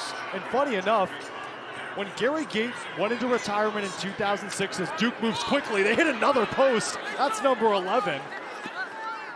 Gary Gait went back to the NLL in 2009 and was an all-star for the Rochester Nighthawks. Guess who he was an all-star with? Gary Gait with Sean Williams, Dyson's dad. So relationship between those two dating back all the way back to 2009. He's also a NLL Hall of Famer as well. And the general manager of the Las Vegas Desert Dogs. Wide open, Balsamo misses high. Maybe he was thinking about a desert dog there. I'm just trying to think what that mascot could be. Right, that's fun.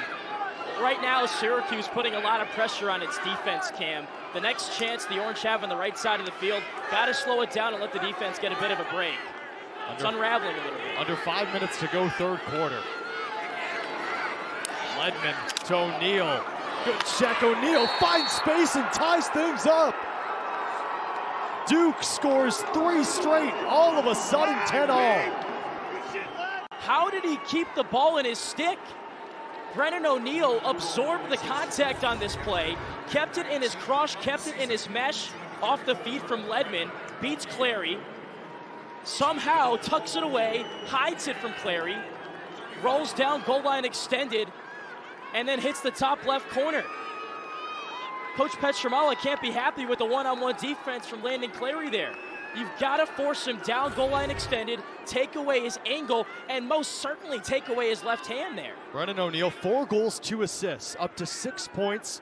One of the many on this field that played for Team USA in the Lacrosse World Championships in Ireland, a win for the U.S., and is the only collegiate player on the U.S. men's national team this upcoming summer. So he won the gold with the under-21s in the U.S. men's national team. They welcomed him on the team, the only collegiate player on the team for this upcoming summer. It makes sense. He's a big body, and it just looks like he plays older and more mature than he is. I mean, he's taken over. He's been involved in the last several goals for Duke, and it's the biggest reason why the game is tied. He's up to 6 points now. Had 3 last year on 3 goals. Syracuse is led by 4 on 3 different occasions. 5-1, 8-4, 10-6. Schelling had the first goal for the Blue Devils. That feels like forever ago. These face-off wins coming back to bite the Orange. They've won 15 of 22. McAdorey wide open, O'Neill. One dodge to Caputo. Great passing and a score. And that's why they're number 6 in the country. Duke from the depths all the way back in front for the first time today. This is team offense from the Blue Devils. The ball goes around the horn.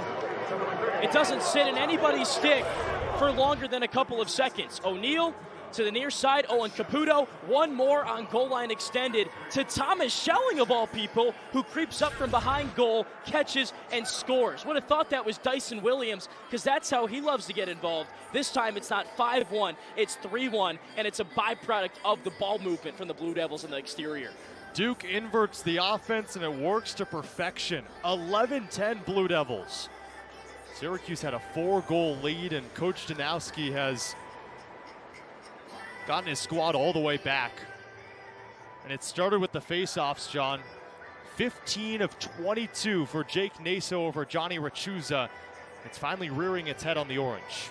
Yeah, because Duke is simply getting the ball, they're getting the possessions, and they're continuously getting opportunities against this Syracuse defense. And what Coach Petramala, Coach Gate told us heading into this game is that the biggest problem with this team is they have that point in the game where there's lapses, where they allow the other team to go on a run. That's what Duke is doing right now. They're continually winning the faceoffs, getting more offensive chances, and just attacking this Syracuse defense and forcing them to play full possessions time after time again. And it's led to a plethora of runs. Duke once down by 4 all the way back. And really it was because of Brennan O'Neill just simply taking over, scoring, then passing to Dyson Williams. Then it's O'Neill again with a face dodge and a score. And then one more behind to Thomas Schelling. All of that is ball movement, it's team offense, and it's Duke moving quicker than Syracuse can set up defensively. Brennan O'Neill, quite the player. He's done so much in his career, and he's just a junior. 98 points as an 8th grader, was also an outside linebacker in high school. As an 8th grader, you knew, okay, this guy's something special, right? He has to be. #1 ranked player in the class a couple of years ago. Had a hat trick against Syracuse last year. It gave him 100 points on his career. And Duke, his Blue Devils up by 1. Duke wins another faceoff, but Syracuse right there to get it back. Carter Rice and Syracuse need this one, don't they? Stepped out of play. Yeah. I mean, you got the check, you gain possession, then you throw it to the sideline. Got to settle down, take a deep breath if you're Syracuse. Just had the timeout. You got to use that to your advantage. On the other side, Duke, Brennan O'Neill's not in the game right now, Cam. I think he may have been shaken up after that last possession, or maybe he's just catching his breath on the bench. So someone else you got to go to here. Replaced by Jack Papendick, true freshman. True freshman with a lot of prowess, top 60 recruit. McKenzie. It found a Syracuse player in the mesh. Duke finds it. The Blue Devils have erupted here in this third quarter, outscoring Syracuse 5-2. McAdorey. Schelling just scored the leading goal. McAdorey, sidewinder, off the bounce, it stopped. Gotta get a GB. Oh, big shot! It's legal. What a massive hit. Syracuse needed it, they got it. That's Sam Alexo, and that's his hockey background showing up right there. Not going for the ball on the GB, instead taking man, and Syracuse cleans it up. Some helmet contact there. The official put his arm down maybe to grab a flag. Didn't do it though. Returned to his natural LSM role after his freshman season, playing close defense today. Now you need to turn that into offense if you're Syracuse. Finn Thomson, the coaching staff, these fans want a penalty. They don't get it.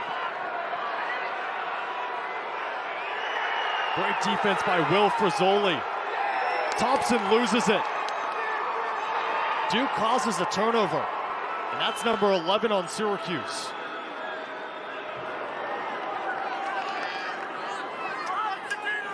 O'Neill, 6 points, looking for 7, and wide.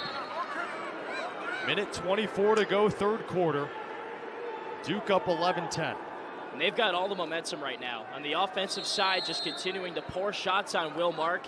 And then defensively, they've had so much time to slow down, reset, take a breath, that when Syracuse has the ball, they can play pressure defense everywhere on the field. Leadmon, awkward angle, and it bounced into the crease and out. Duke wins a lackluster chase. Danenza there. That's Duke's 48th shot to Syracuse's 18. Duke has taken 30 more shots than SU. Good spin, finds a teammate, Danenza cashes in. Duke is erupting. The third quarter theirs. The Blue Devils up 2. And it's all set up by Charles Balsamo. The true freshman puts his defender on the ground, switches back to his right. The Orange lost in the middle, late slide. Aidan Danenza, bang, bang, right on the mouth of the crease. Nothing you could do there if you're Will Mark. 6 straight goals for Duke. After SU entered the halftime break up 8-6, they scored 2 to start the third quarter, go up 10-6. All these Duke fans can do is smile, right? That's Aidan Danenza's dad.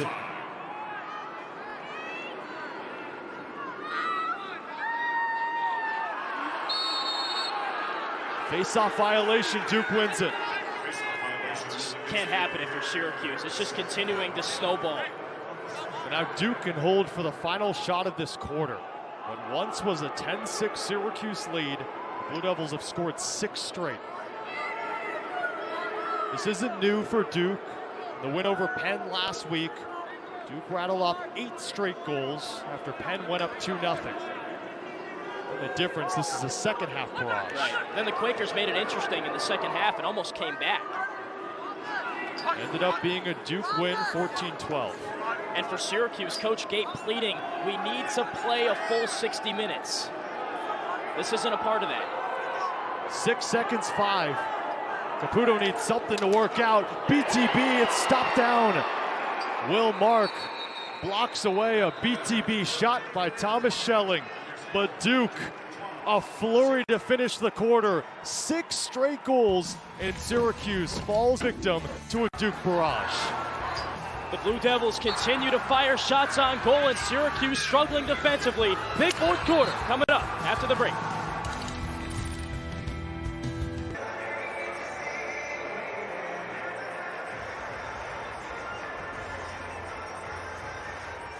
Start of the fourth quarter, Duke leads Syracuse 12-10 in a day and month of remembrance for Syracuse fans.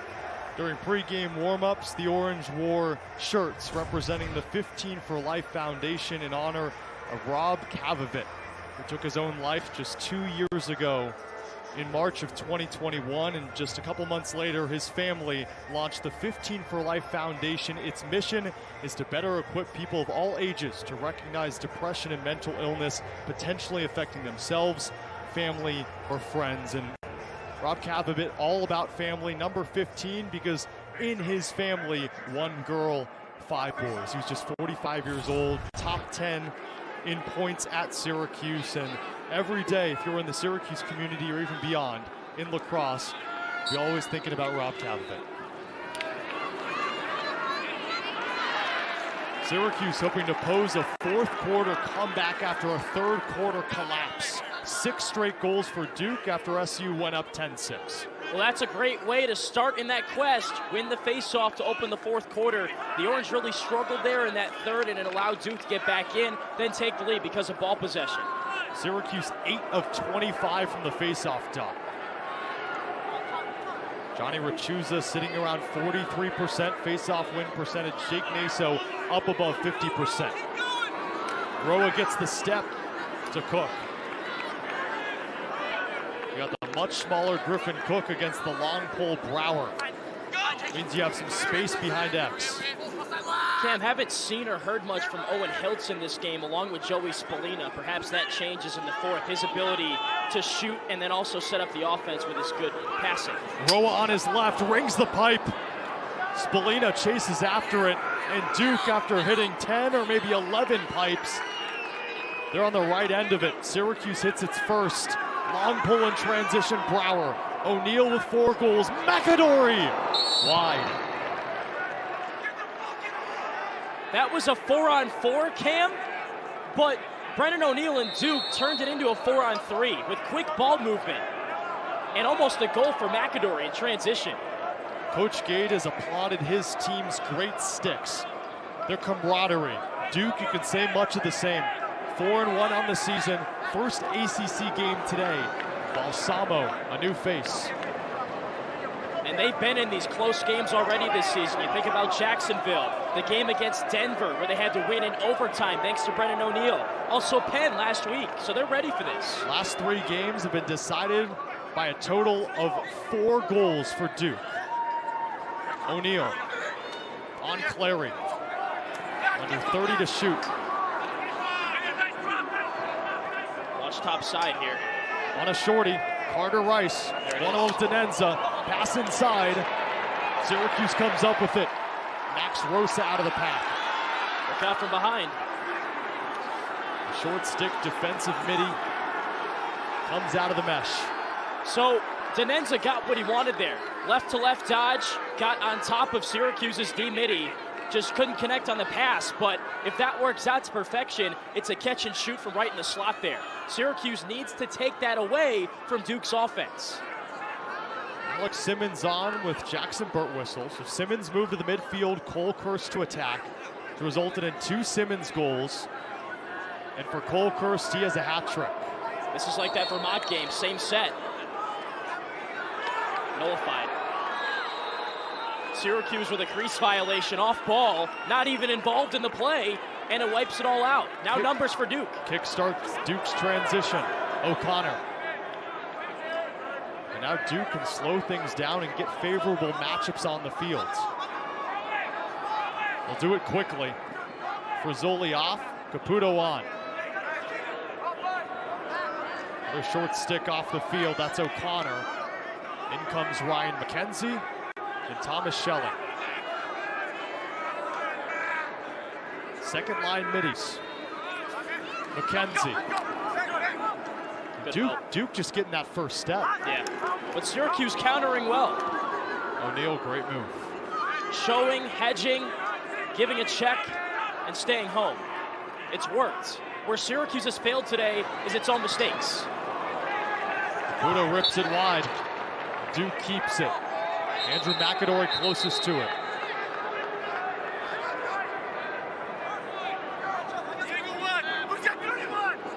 Cam, you can kind of just feel how bad Syracuse wants this game. So many close ones last year. You think about North Carolina, they lost by 1 on the road. Cornell in this building, lost in overtime. They've been close to pulling that big upset like Duke last year. And this is another situation. Can they seize it? That's the question. O'Neal off the post again. Number 12. If this were an all-star competition for sharp shooting, Duke would win. Now they're winning the game as well. I've never seen this before, this amount of posts in a game. Duke, 12 goals, and they've hit the post 12 times.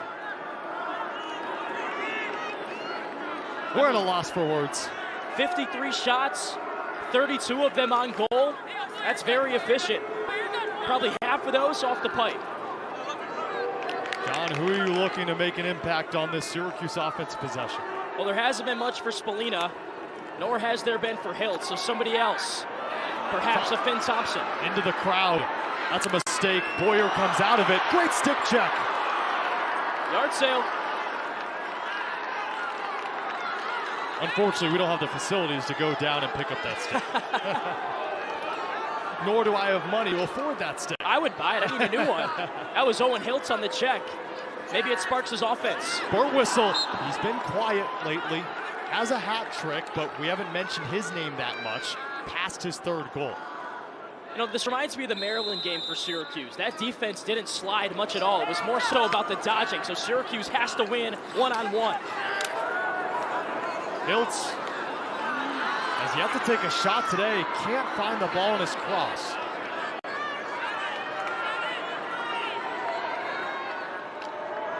Trying to set up a 2-man game with Simmons and Thomson. Here it is. Big shot by Gray. Hiltz, sidewinder, no. 35 to shoot for Syracuse. The Orange in a scoring drought. They've allowed 6 straight. Can Spallina do something one-on-one? He does! Incredible! And just when they needed him, Joey Spallina delivers. 1-goal game. His first shot of the game. Quiet.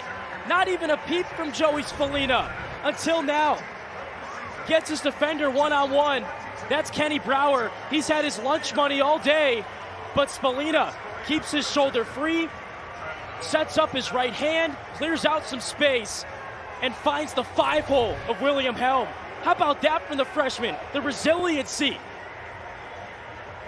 And you're talking about one-on-one with an All-ACC player last season, an All-American third-teamer last season, and Joey Spallina, he's going to have his name on those lists soon. Spallina up to 16 goals on the season, and that breaks up a Duke 6-0 run. Just talked about it. Against Maryland, that defense was going to force Syracuse to beat them one-on-one. You want to score on us? All right, go up against our best defenders and make a play. That's what Spallina did right there. Might be the biggest face-off of the game. Naso wins it. How clutch has Jake Naso been? Nothing new for Naso. I got something for you. In Naso's career, 64% in games decided by 2 or fewer goals. Probably going to be one of those today. Entered the game leading the nation with 81 face-off wins. Second in face-off percentage amongst players with a minimum of 100 face-offs taken.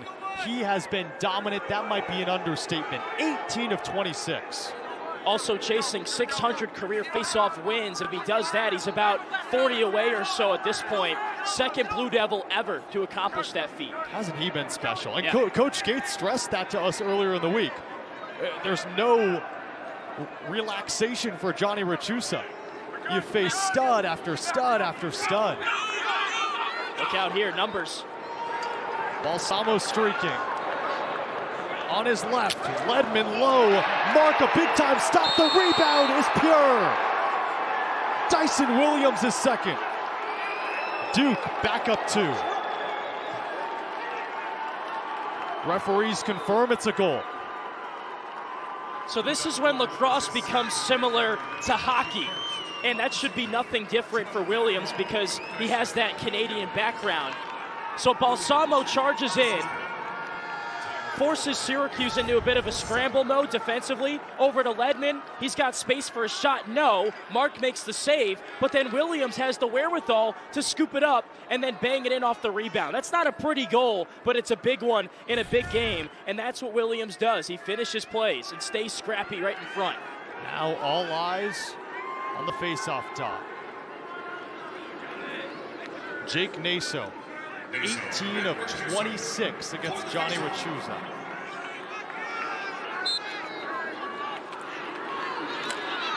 Naso again. Make it 19 of 27. Pure dominance. And I'll rehash my point. Entering this game, 46 wins on 72 attempts. 64% in games decided by 2 or fewer goals. When you need a face-off win, Jake Naso steps up and gets you that face-off win. How about that third quarter? Duke outscored Syracuse 6-2. They won 7 of the 9 face-offs. Much of the same here in the fourth. It's not rocket science. You got the ball, you're going to score. Schelling. Joe O'Neal. 4 goals for the junior. McKenzie, Mark there. Well, Mark's doing everything he can. How about 22 saves? Are you kidding me? 22. That's a season high. He set a record at LIU with 30 saves in a game. Maybe he does that. 30. Murphy stays on the field. That's not the shot you want. You have a reserve short stick defensive midi taking a shot in the most crucial time with 7 minutes remaining. And the Syracuse bench basically just kind of symbolized that. Coach Petramala, with his hands above his head, was not happy with that shot selection. What a move. McAdorey can't finish. Just giving Duke way too many chances to start to make this lead grow to a point where it's insurmountable. You're giving them the opportunity. You're giving them the hammer with the nail in place to hammer home the final nail in the coffin in this game. 56 shots for Duke, 23 for Syracuse. Duke has scored 7 out of the last 8 goals. 4 out of the last 5 games between these two squads within 1 goal.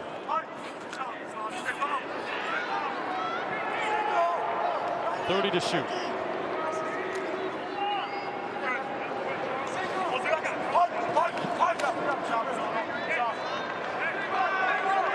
ISO. One-on-one with the Shorty Murphy. One of the best recruits in the freshman class. Look at him sashay. Balsamo plays with his food, 10 to shoot. Now 9, Duke realizes it.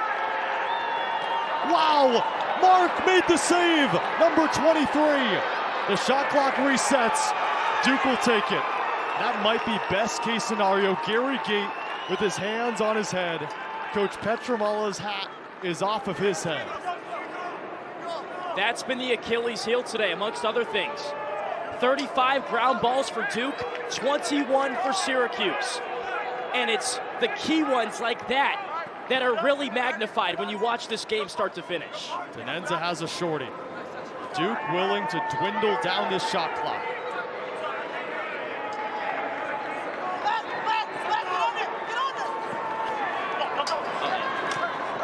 McAdorey high. Uh-oh is right.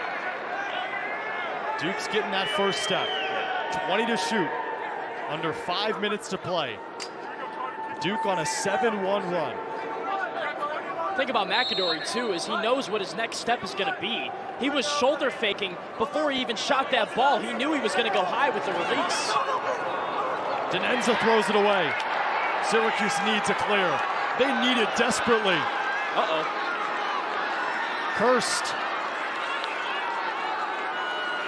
Coach Gate holds his hands up, tells his players to stop. Griffin Cook on the field. Luke Rhoa on the field.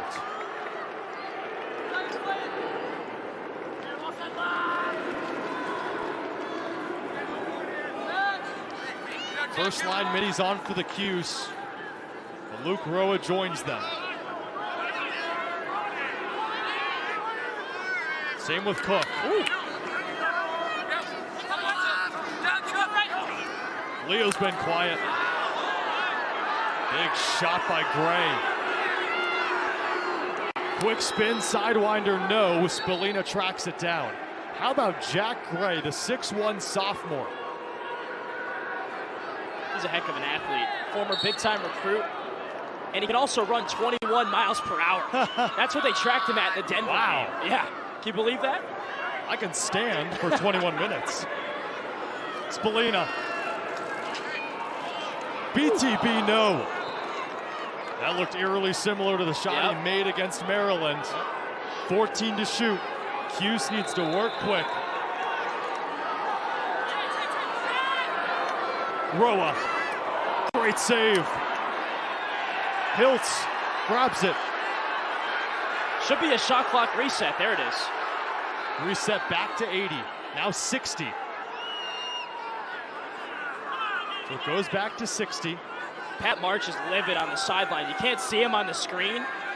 They get the reset. Hey, I'd be too. Yeah. The offense was in some kind of motion, and the defense on Duke, they had an opportunity to rest a little bit. It looked winded. Right. No, those are really dangerous points in a lacrosse game when everything's kind of out of control and there's a lot of energy, a lot of talking going on, and instead they stop play. Changes a lot. Rhoa. With how possessions have gone, Syracuse, they might need a goal here. Not the shot you want. That's a freshman just trying to make a play in Luke Rhoa, which you like, but not necessarily when it's a 2-goal game against the number 6 team in the country and 3 minutes to go. Duke's defense has stifled. Kirst wide open, scores! Number 4 for Kirst, the Orange within 1. He will not be denied. If Cole Kirst wants to score, he will score. One-on-one near sideline. 6'2", 210 pounds, runs right by Stevenson and flings it in. Syracuse within 1, 3 minutes to go.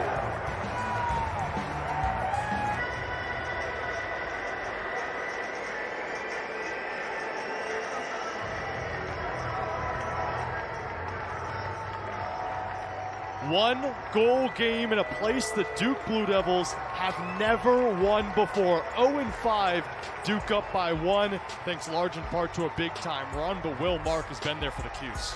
He's made some massive saves, especially in this fourth quarter. And while Syracuse is getting basically doubled up in the shots category, Cam, they've picked their spots well and taken advantage when they've had those opportunities. That's what we just saw with Cole Kirst. He's having a whale of a game right now for Syracuse.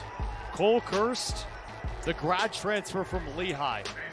4 goals, 1 assist, 5 points, season high in orange. Naso wins it. What a huge win in transition. O'Neal, step down, stops his motion. There it is, mark number 24.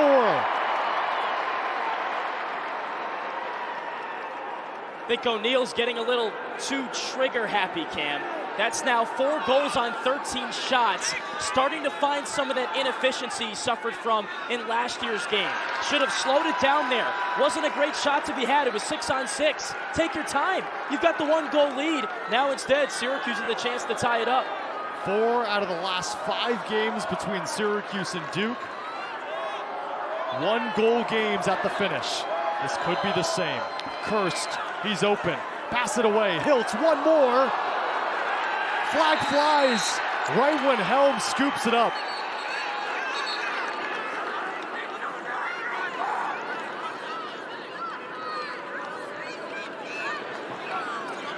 Max Rhoa down for Syracuse.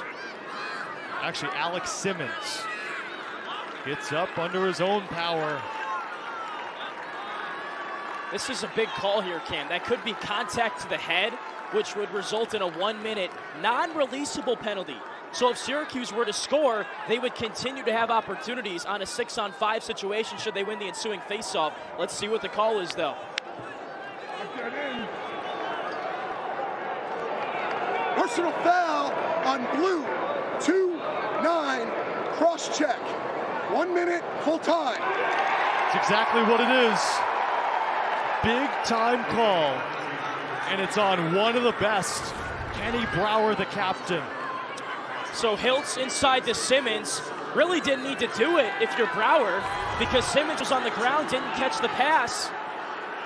And Syracuse awarded the penalty. Now that man-up unit back in the kitchen. They move quick and score!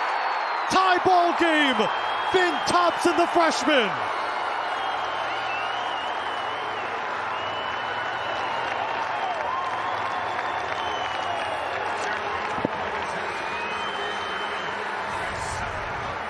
What'd they cook up?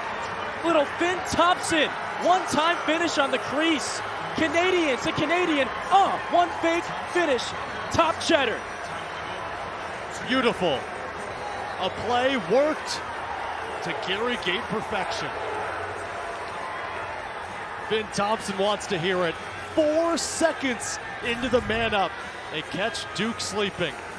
And for Thomson, didn't have much all day. That's his first goal on his 3rd shot. In Syracuse, still 56 seconds left in the man-up if they can win this face-off. Big one for Rachusa.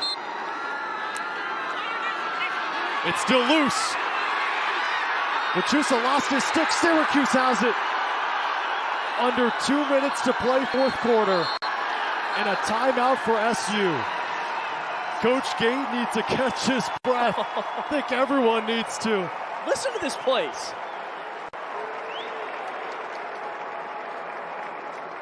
Tie game, 13-all. Less about Coach Petramala's crew, more about what Coach Pat March can draw up. And how about his stud today, Cole Kirst. Rachusa won that faceoff, but Syracuse would be nowhere without Kirst's 4 goals. Swapped from midfield to attack, and this is why. It's his one-on-one ability to dodge and create, using his big body, shooting, beating guys one-on-one, getting top side on some of the best defenders in the ACC. The will to score from Cole Kirst. If he wants it, he's going to get it, and there is nothing you can do about it. What a day for Cole Kirst. 4 goals, 1 assist. He deserves all the water he can get. Yeah, he needs it. He wants it so bad. You can just see it in his eyes. He's got that killer instinct. And right now, he's just on a different planet. If he touches the ball, he wants to make a play, and he's not going to be denied either. He's going to roll right through you, get to the cup, and put it in. Says one day he wants to host Sports Center after his performance. He should be the next he'll be on guest Sports Center. Sports Center. What a day for Kirst. Joey Spallina entered the contest with 15 goals to lead the team. Jackson Birtwistle with 10. He has a hat trick. But none more of an impact than Cole Kirst. Tie game. 46 seconds left on the man up. Syracuse scored 4 seconds into that non-releasable man up. Rhoa wins the face-off, and now Cuse, the best man-up offense in the nation, has a chance here to take the lead. Won that face-off too. Used the numbers game to their advantage, 3-on-2 to set this up. Minute playing spread out too. Minute 45 on the clock, 65 seconds on the shot clock, 40 seconds between those two. Who is the hero? Trying to go inside. Spallina low. Hiltz. What a stop. It's still free.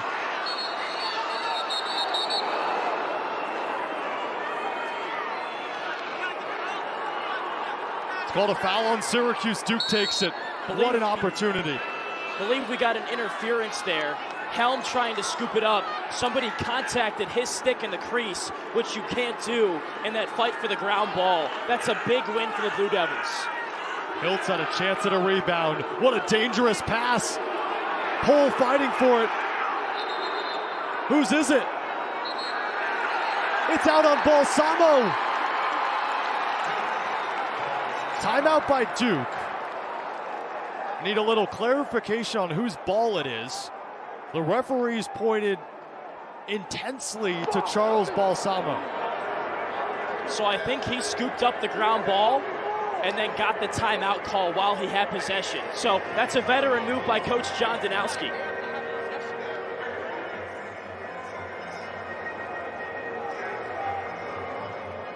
One more time.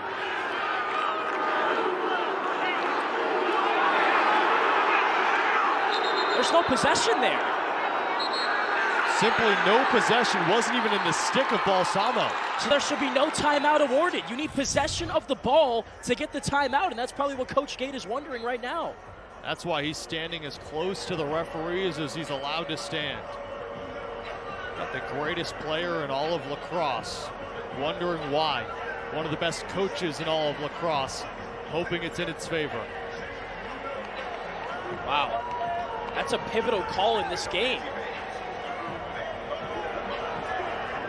And with the shot clock at 61, essentially off with 1:01 left, Duke keeps possession.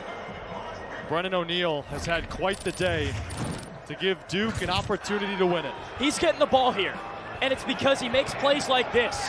Gets to his left stick, his dominant hand, and he could just absolutely rip it. Only scored 3 goals on 10 shots last year.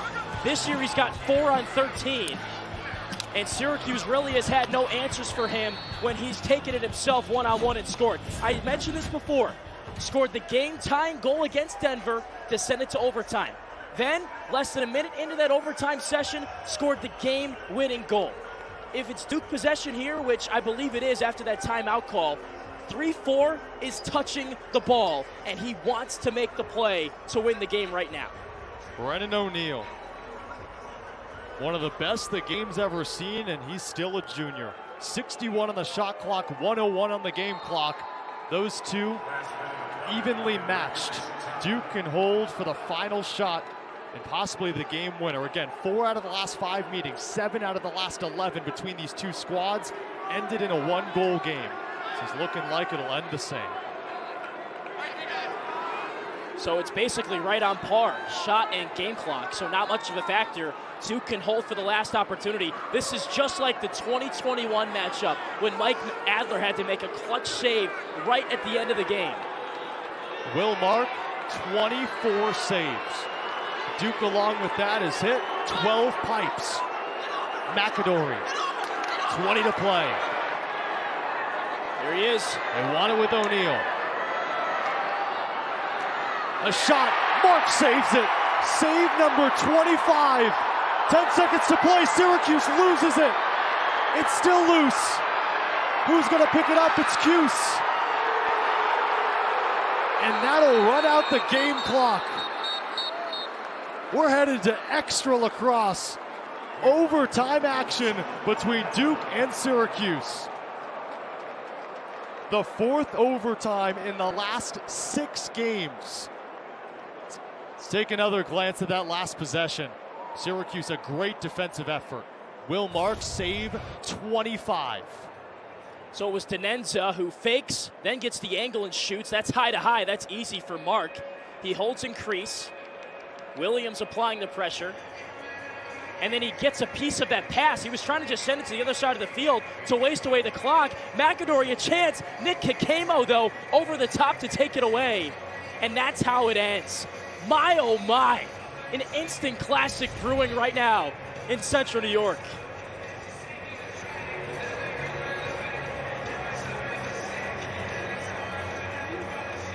Duke 4-1, number 6 in the country. Syracuse 3-2, right on the edge of the rankings. And we got Carter on the way.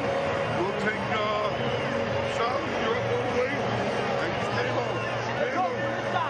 And don't be surprised if Kamo. Yeah. If they go after you with 2. All right? All they wanted to do there was they went to the highway and they bring up picks. Remember, we got to get him through that pick. Understood. If we can't get through it. The last Syracuse player to score an overtime goal, Brendan Curry against Duke, March 24th of 2019. He remembers. Coach Danowski hopes that's not the case today. Duke already an overtime win this season against Denver. Jake Naso won the faceoff. Brennan O'Neill capped things off with a game winner. Duke in conversation. Syracuse players on the field. Sudden death. First to score wins. So you mentioned this before, the 4th different overtime matchup since 2016. Syracuse 2-1 in those scenarios so far, have won the last 2. One back in 2019, that Brendan Curry goal you just mentioned, and then the other back in 2017, a 12-11 win for the Orange.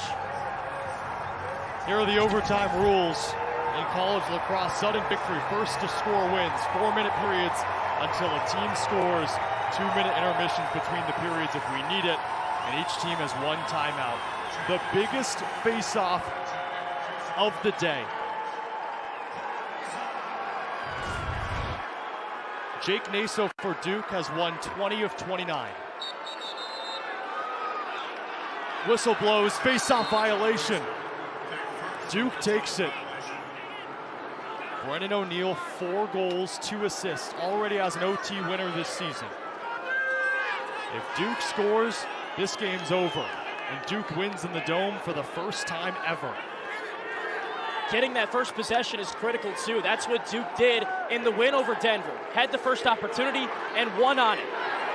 Balsamo, the freshman's been electric behind cage.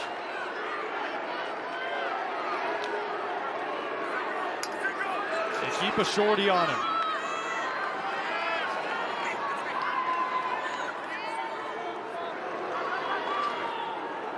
Andrew McAdorey. O'Neill spins, wide open McAdorey, good double, ball loose. Gotta recover. 20 to shoot. Good recovery by Syracuse. But McAdorey has a shorty. McAdorey inside, what a save! Rebound loose. It's a shot, so the shot clock resets. A save by Will Mark, timeout Duke. Wow, Andrew McAdorey right on the doorstep, spun past 2 defenders, and McAdorey is denied. Will Mark with 26 saves. Andrew McAdorey, like Houdini. One-on-one with a short stick, that's Carter Rice. Spins by him, through 3 Syracuse defenders, splits them, and then fires it off the leg of Mark.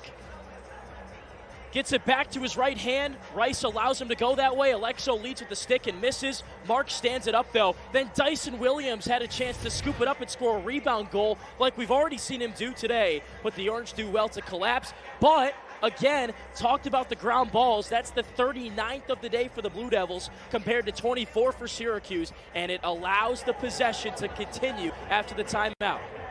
Coach Danowski, 17 seasons, 447 career victories. All he can do is watch. His resume is so long it will probably fill up 20 pages. What's not on there? A win at Syracuse. That's what they're trying to change right now. First matchup between these two in the Dome, 1994. Since then, a total of 5 matchups in the Dome. SU is 5-0. And who would have thought it's the player that didn't start his career at Syracuse that's been a godsend. Will Mark with 26 saves. Said this before, set a record at LIU with 30 saves in a game against Bryant. Perhaps goes back to the wheelhouse, performs a similar feat here. Not a 30-point basketball scoring output. Maybe a save output, though, by a Syracuse goalie one day after a basketball game. Might be just as good. If not better. Sudden death. If Duke scores, the game's over.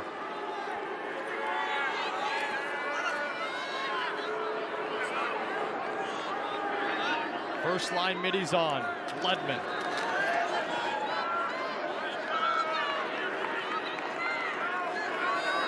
Shakes up a shorty. One-on-one with the shorty. It's Caputo and Rice. The shot, another save! 27! Syracuse needs a clear. They need a clear bad. Carter Rice does it. Now take a breath if you're Syracuse. Make your subs. 2 minutes to go. Get a good possession. Back to Will Mark. This has long been outdone. 20 or more saves to last Syracuse goalie to do that. Drake Porter against Vermont in March of 2021. Will Mark, 27 today. Kirst, 4 goals. Still 40 to shoot for the Orange. Great save made on that low shot by Rhoa. Might have been out of desperation. Duke needs a clear and they got it. Got to get back. Stevenson. O'Neal. Duke wins the chase. Syracuse had its chance. Now the Orange have to reset. Cole Kirst and Owen Hiltz were playing defense there. Got to get back in the hole. McAdorey moves quickly. Minute 10 to go in this sudden victory overtime. First to score wins. Under 60 on the shot clock. 7 seconds separate game and shot clock. Balsamo. The freshman wins it! Duke, its first ever victory in the Dome. 14-13 the final.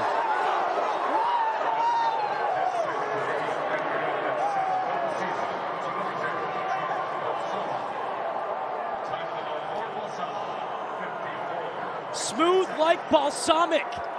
The topping you put on your salad. Charles Balsamo finishes it off for Duke. A game separated from not scoring a single goal on 2 shots against Penn. The biggest play of the game. Balsamo buries it and gets Duke its first ever win in the Salt City. Will Mark did everything he could, but he couldn't stop the freshman. First ever win at Syracuse. And Duke puts last year's loss beside them. The 6th-ranked team in the country takes it in overtime in a thriller, 14-13 over the 20th-ranked Orange. What a game we had on this Sunday evening. Syracuse and Duke in a nail-biter. It started with the save, and it ended with the winner of a goal. For our producer, Christian Hennessy, our statistician, Sammy St. Jean, with John Eads, I'm Cameron Ezeir saying so long. Duke, big-time winners in the Dome.